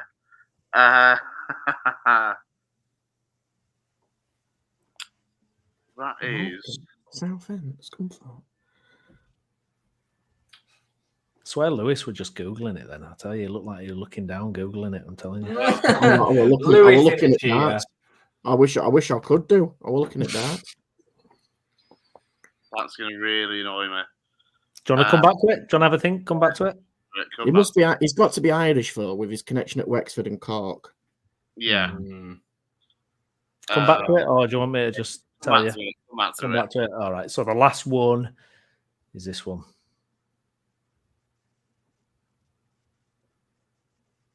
Oh, he likes going on a lot of Cambridge, right? Yeah, loves Kettering. Cambridge. Loves Cambridge. So he's a Leicester youth. Finished up at Worksop. Johnny in the last 2 years. One game at Bolton. God, I feel like again I should know this one. 2 years at Burton. Doesn't say much though that he joined Worksop at this last year, and they're going to Wiki. George Taft. Yes. Well done. That's a very good show. There you go. Well played, Lewis. All right, let's go back to the two then. Let's go back to. So there was this one, wasn't there? He retired 10 years ago. That's where I'm struggling. I'll know him 100%. But yeah. Gaz, Honestly, if you're watching, get your it's not comment in, English. mate. You'll know. Oh, I want to get this. This is ridiculous. I'm a right football nerd. Come on, I should get this. Who played for Bradford in 2007? Brentford and loans, and then he went to City. And then he went to Bradford, yeah. Brentford to Bradford. That sounds And like a he was on loan. He was on loan at Grays as well, and then went straight to Bradford after that. Oh, give us it. It's going to really annoy me. It's going to really annoy me, though. I don't want to know. The centre out. Alex Rhodes. I do remember him. I wouldn't have got it though. I remember him. Yeah, same as you, Jay. Yeah. And then what number 7 was The Rochdale one. Chris should feel very disappointed with this one being a Rochdale fan. What's his bloody name? I agree with you. He is a centre back. Take his commentary gig off him if you don't get this. No, Edward. Is that suggesting he's still playing now, though, at Newport? Yeah, Isn't he's it? still playing, yeah. It's not Shane Laverty, is it? Was it Laverty? Centre back? Nope. No. Oh, Jesus. Shane. It's It's not MJ Williams. Does it begin with Shane? Is it Shane? Is his first name Shane? No. No, I'm sure it's. No, I know it is. It's his initials are RD, aren't they? Yes. Yeah. Oh, it's RD. It's Ryan Delaney, yeah. Ryan There Delaney. we go. Wow. Impressed. How many did you get there then overall? You did all right there, didn't you? There were only that guy from Hungary or whatever that we didn't. Yeah, I know. And nobody getting that one. Nobody getting that one, yeah. Jeez. What I want to know is how Steve found that guy. Random players from all time. I would have That thought makes maybe there was zero a Huddersfield appearance. Town thing, but yeah, I mean, looking at there was nothing to not sure how he. See, like my first impression, like Klaus Lundekvam, Marian Pahars, all them, but that chap, I've Marion never Pars heard came of to my as well. mind as well. Yeah. Never heard of that guy before. No. Arthur, thank you. Roberts, Leeds United player, indeed, is done. Well, what do we think, fellas? Are we wrapping up? Are we calling it a night? Have we done our stint? Is there anything else going to happen? Considering how little business has been, I cannot believe that we've been on for 4 hours chatting. I honestly, I don't know where this content's come from. Like, so many more people deserve to have listened to this because this has been sensational. Yeah, I agree. And also, we deserve an absolute medal for this because we can still Yes. talk for another 3 hours if we really needed to as well. Yeah, That's we the problem. could. This would have been like an exciting transfer window. We'd have still been going, wouldn't we? We'd have still been. It would have been promised. It's like we've all said over the course of the last 4 hours, and I think we've said it over the last few days as well, privately in his group chats and stuff. But the whole profit and sustainability thing, and the FFP has frankly ruined this window completely. Yeah. I think I preferred it when clubs spent what they want and there was absolutely no repercussions. Forest, however, still managed to sign another goalkeeper for £5 million. I know. What the hell? They've got rid of one though, haven't they? They've got rid of the other lad to Yeah, Cardiff, this, I think. Ethan Horvath. One that you found earlier, Horvath. He's gone to Horvath, Cardiff. But yeah, that's their 7th goalkeeper in 3 years, something It's like that. unbelievable. It's crazy. I mean, it's probably the position that you want to be most consistent. It's a goalkeeper. Like the whole team is built in front of it, and like you're just chopping and changing these keeper. And I mean, Matt Sells is not even that great of a goalkeeper. I don't get it. I'd argue that Vlachimodis, I think that's how you pronounce it, is better than him. And, well, it's already I wonder if they'll get a points deduction soon, Forest. I wonder if they're actually going to get one. This second case for Everton and this the first case for Forest supposed to be being dealt with. I mean, obviously we know the Man City thing is not for about another 4 years or something, 3 years now probably. But what's going to happen with the Forest and Everton situation? That seems to be a while since they were found guilty. Yeah, exactly. Cardiff were really busy today. Cardiff have made like 3 or 4 just today. Quite a bit of business in the Championship. More business in the Championship than in Premier League. Yeah. I think they're just looking around. I think it says that final decision expected to be middle of Feb. Right. Okay. Fair enough. I mean, a couple of weeks away potentially then. Just one of the Premier League ones that I wanted to mention actually is the Morgan Rogers from Middlesbrough to Villa. Yeah. Now, I saw him quite a bit of him couple of years back when he was on loan at Lincoln from Manchester City at the time, and he was superb. But admittedly, he was League One. But I think it was his first proper loan spell, and he was absolutely excellent. Since then, too, it's good to see that he's kicked on. 16 million quid. It's a big fee, isn't it? And big fee. Yeah, he's going in it. One of them, is it? Like I know it is. I know it should be classed as a big fee because it's £16 million for Christ's sake. It's like I was saying about Adam Wharton earlier. I think 22 million for Adam Wharton is a bit of a bargain. But you're right. It's just one of those. It's just a price you pay for younger English players, especially. And there's always been, and this irritates the life out of one of my mates, Ash. There's always been that additional English tax. If you're signing a young English player, there's always extra money because he's English. Unless you lead selling Calvin Phillips to Man City, where you get him for 40 million, which is bizarre. He's England Player of the Year. Weird. Speaking of Calvin Phillips, by the way, I'm searching through Twitter. I'm like, oh no, Calvin's getting it in the neck. Can see one tweet though. It's saying Gareth Southgate jotting that one down as an assist for Calvin Phillips. So fair enough. I think that's a great move for Phillips. By the way, I think that's a really good move. I think he deserves to have a run in the squad, and I think. Again, we probably won't take up too much time on it because we can do it another time, but he's going to go on that plane to the Euros. He is going to play games, and we need our strongest team. So selfishly, it's a good move for him to play games, but from an England perspective, we need him to play games because he's likely to play. Yeah. So he's going to a very steady squad who are challenging. It's still in the cups and for a European place. He's not going to a average mid-table Premier League team. We've got nothing to play for. They are in, got competitive games and fixtures coming up, haven't you, in stuff. So I think if I'm being honest, you look across the January transfer window. For me, I think that's a pick of the transfers. It's a loan signing.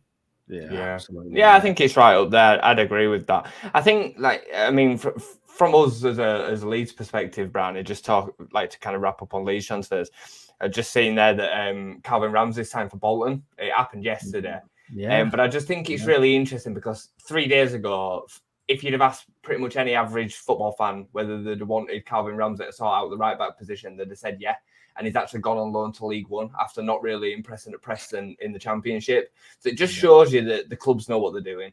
Because I think we've ended up arguably with a probably top 3 or 4 right back for this division in Connor Roberts. He's won the division. He's won the division twice. He's a top Championship player. He had 6 assists and 4 goals. Played nearly every game last season for Vincent Kompany when they romped the league. I think it's a top signing. I think it's a top signing. I think he's better than Ayling, and I'd say he's no obligation. No obligation. An absolute weapon as well because he's got an almighty long throw. Got long throw. I know he isn't necessarily the way sides want to play, but it's always there to have in your armoury. That's it. And I'd say he walks into any other team, doesn't he? apart from probably the three teams at the top. Yeah. For me, he starts straight away over Archie.